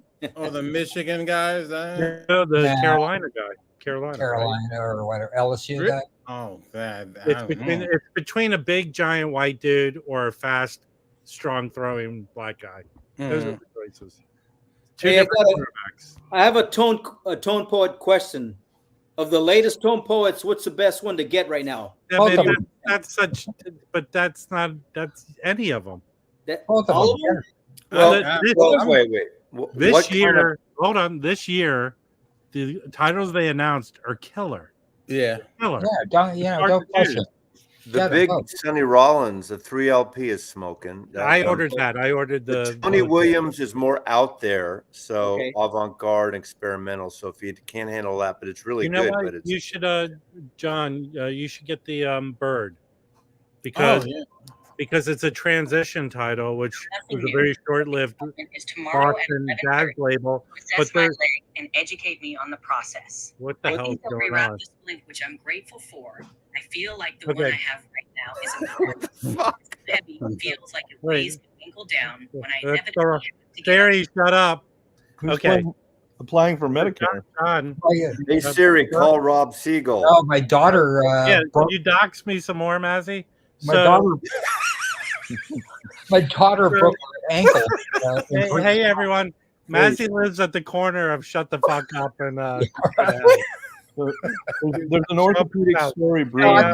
I think Rob needs to get his name changed instead of the wax being hold I don't on. know. Hold on. Listen, it makes my name makes so much sense because it's very Jewy. Okay, so John Marino. So the bird transition title that they're reissuing, they're replicating it because they came with little booklets. I think that's sort of how what Vinyl Me Please kind of was replicating. Okay. So that bird title is a pretty. I think you would enjoy that title. Is I that think next month? Next month. Okay. There was It's not that out yet. YouTube guy. There was a YouTube guy that had the original copy that they borrowed. They couldn't find an original one to emulate. To but they have the tapes. A little booklet. A little booklet. Okay. All right. I'm waiting for them to do a sale because I want the Tony Williams. Right. Right. And then, but I picked up the Village Vanguard. That one will set you on fire. That 3 LP. John Bandy, you and I will always disagree about this. Blackfire is one of my top 5. I know that's the one where everyone bitched about the Warble thing, but I thought that's one of my favorite records of Blackfire. Illumax is right though. It's just too expensive. There's too many titles. I can't afford. I'll buy one or two, and that's it. John, here's what I do. So I have the Amazon credit card, and when you sign up, they either give you a $50 or $100 gift thing, but all the money I buy records with, you accumulate money back. Right. And it's not like at one period at the end of the year. It's throughout the year. So, so the amount of shit I buy, usually about once a month, I can get a record for free with that Amazon card. Okay. So that's typically what I do. So I paid for about 70% of that Village Vanguard set. That was my treat for this month. So. Okay. All right. And then those sales 2 or 3 times a year are great. Buy 2, get 1 free. Right. You know? Okay. I think the sweet spot because Blue Note's doing a sale right now where it's tiered, but if you can get the new records for around $28, that seems to how all these sales fall out. Mm-hmm. Like you're getting these $40 Tone Poets for $28. Right. Right. Yeah. So when these sales pop up and people go, this sale's better than that one. If the records average out to $28 each, I think that's a good sale. You know what? I'm surprised that you find some used Tone Poets at Amoeba or Record Safari for cheap. Well, sometimes. Well, people sell them back and stuff. So right. The only thing is you don't know what condition it's in, even though that's like any used record. I mean, it becomes a used record. Exactly, Doc. So I heard a story starting about a daughter's ankle fracture. I'm interested in that. What's the story? Well, she lives on a 100-acre organic farm up in the Santa Cruz Mountains. And I guess she went to go check the mail. She walked down to the gate. And she said that she stepped on some loose rocks. Right. And she fell. Twisted it. And she ended up breaking the ankle in 3 spots. Oh, so I sent her a text message earlier, but she said that they put a splint on it for now, but she has an appointment with the doctor tomorrow at 11:30, and I guess determine when, soon, hopefully, right, get surgery on it. So just she's okay, but this is why humans should stay away from nature. It's not healthy. Yeah, the Santa Cruz Mountains. They make great wine up there. Yeah. I went to Jewish commie camp. And really reasonably priced wine, like good, reasonably priced Cabernet and Pinot. Isn't Bonnie Doon used to be there? Yeah, it was further north, Bonnie Oh. Dunes. But she's She was a sounds good like woman. been well taken care of, and she's and it does sound like it's probably surgical. And I will tell you, these, if it's a usual ankle fracture, there's very few complications. It's usually a very successful surgery. So I'm sure you're nervous as a dad. Oh yeah, absolutely. Yeah. Yeah, but I bet she'll be fine. I was kidding. About what part? No, someone said wrong advice, Mazzy. Nature is the best thing for humans. Of course it is. But just don't do anything strenuous where you fall out of a tree and get mauled by a grizzly bear. Well, it's that Mazzy's bad for nature. That's Hey, what Fred. Hold on. Hey, Fred, where have you been? You've been hiding. How you doing? Fred, you mentioned that. I did respond to you. I don't know. If you don't sell it, I have one supposedly on the way. It won't be here for like a week and a half, maybe, because it's coming from Europe. 2 weeks, maybe. So if I don't get that, I would be very interested. I did see your inbox and I did respond. That was my number one choice. It was only UK, the 9 horses. Thanks, Fred. I really what is 9 horses? Record store? It's David Sylvian's project. David Sylvian from Japan. I love David Sylvian. And 9 horses it only came out in the UK record store day. I bet you they do a regular edition. It's like the typical record. No. Where he said there was an extra copy. Where is there an extra copy? Where are you, Fred? I know we've sent you stuff for the auction. You're local. No, I know. But listen, Mazzy, you're in the doxing habit. Don't dox him. No, he's bought stuff from the ocean. Where are you exactly, Fred? And do you have them in hand? Do you have the record in hand? By the way, Tim is coming into LA. If anyone's in LA around, I'm gonna. Yeah, that's right. I sent you stuff in Florida. I'm gonna make Tim sick of buying records. I promise. Fred, do you have them in hand? When is Tim coming to LA? In a couple weeks. Okay. All right. You know what's great is that the song, "The Banality of Evil" on that song is so fucking killer, man. What a title, "The Banality of Evil." It's a great fucking song, man. Do you have it in your hand though? You do have it in your hand? Wow. No, I don't. But yeah.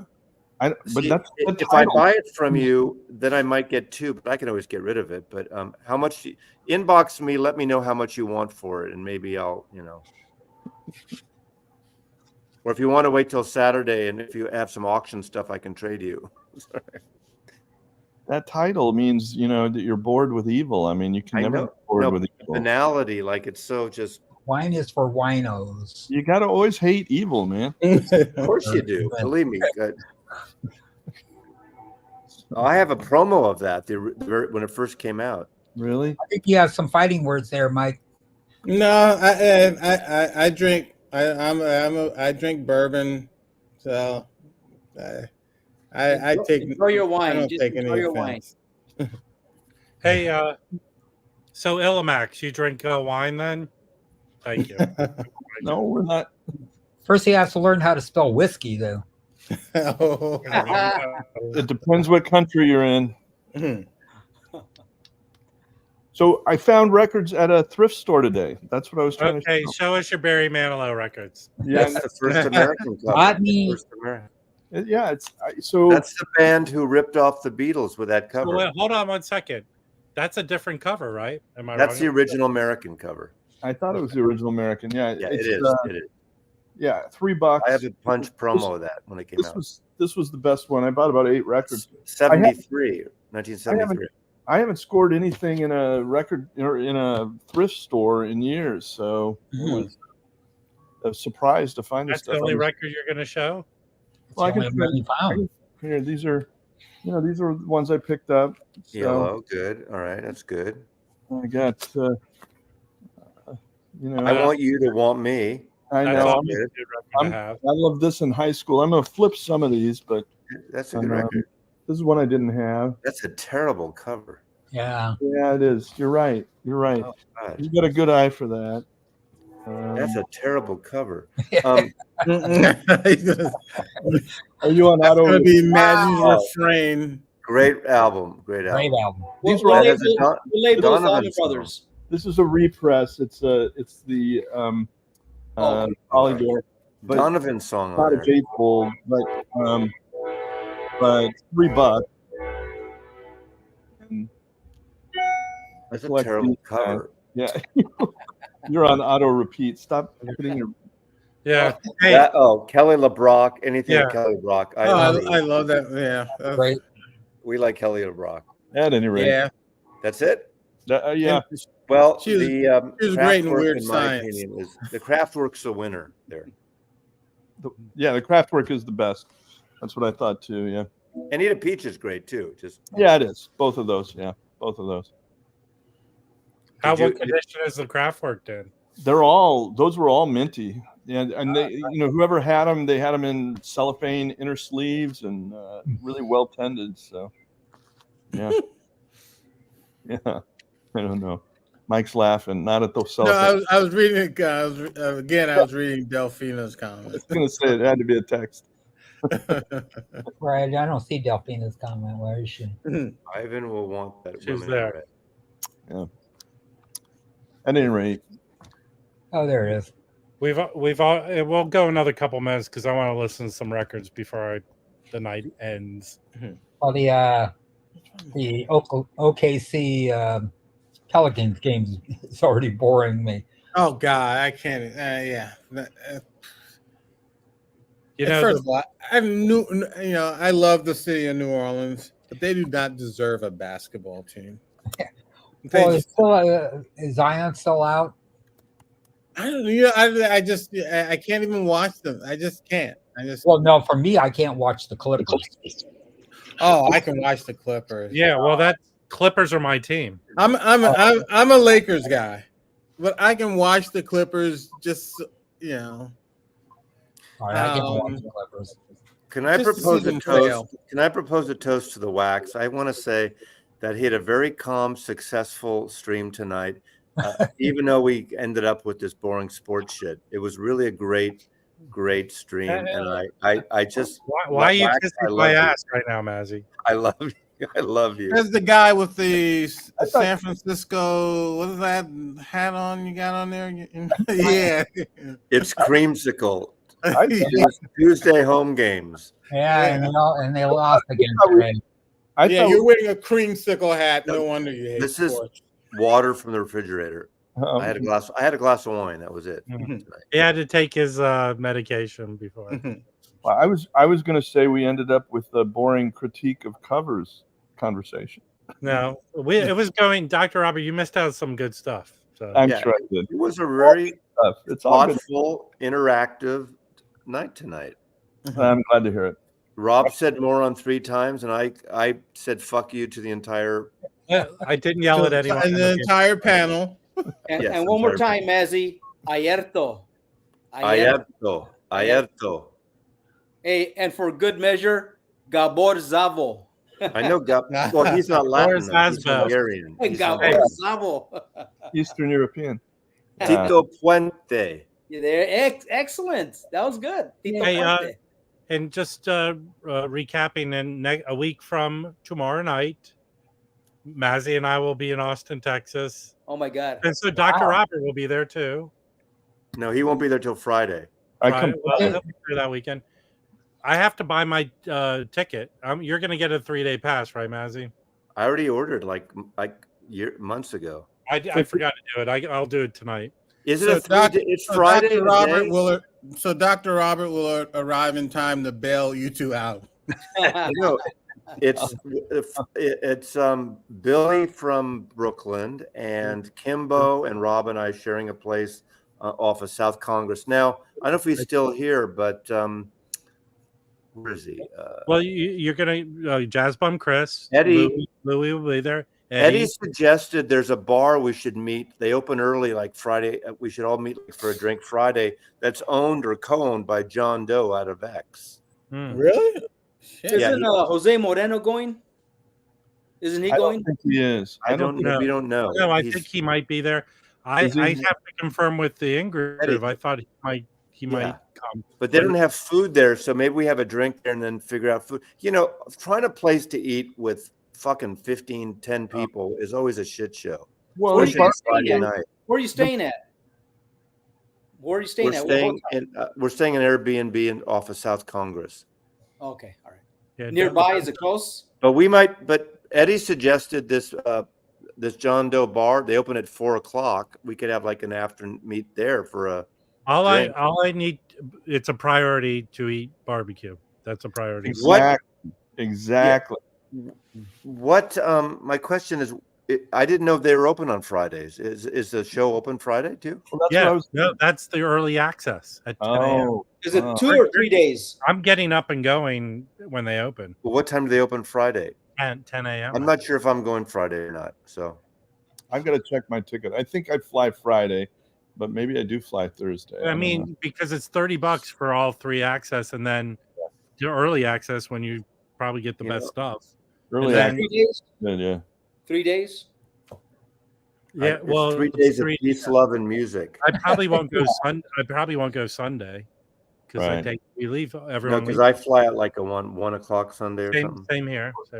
We're going to try to meet. Aren't we? We're going to try to meet one of the lead executives of the Women in Vinyl too, right? She lives down. Well, Jen. At some point, I'm going to meet Jen. I hope. Are you bringing your wife, Dr. Robert? She's flying down. She won't be there Friday, but she's coming Saturday. She's got a meeting in Houston. She's going to join. Oh, awesome. Yeah. Hey, Dr. Robert, you should come to the record fair in New York in November. Well, I will work towards that. I still haven't. I got to find an Airbnb or a hotel. I need a place. Yeah, Maddie's coming. So, sorry, now it's in Manhattan, and perfect. Yeah, Arnaldo was very generous, but he lives out in Queens, and this time, since it's in Manhattan, I'm used to Manhattan. I want to stay in Manhattan. But all the hotels I used to go to are literally 2 to 3 times what they used to be. Oh yeah, it's crazy, and even Airbnb. So I got to figure that out. My daughter's in Manhattan, so it's a great place. Can you stay with her? No, probably not. No, she's in a small, cramped apartment, but I will visit her. Yeah. Okay, guys. So I think I'm going to wrap things up. All I appreciate everyone coming by. I hope everyone. Feed my putty cats. All right, guys. Why are you throwing gang signs there, John? Trying to get an effect. Trying to get that effect. But thanks for coming, and then everyone come on Friday. I think the Jazz Bums are going Friday. So we love you, Rob. I may see you guys later on Friday. I'm gonna go to a show. All right. Well, enjoy. You're seeing Jason Moran, right? Yeah. Jason Moran, Abdullah Ibrahim, Bertha Hope. They're all playing together. Yeah. So that's a Duke Ellington piano tribute. Okay, cool. I love Abdul Ibrahim. He's so good. Hey, great. Hey, Illimax, if I could figure out what you are, I would make fun of you too. Okay. Later, guys. All right. Take care. Thanks, Nicole. Take care, Dr. Robert. See you later. Thanks, Rob.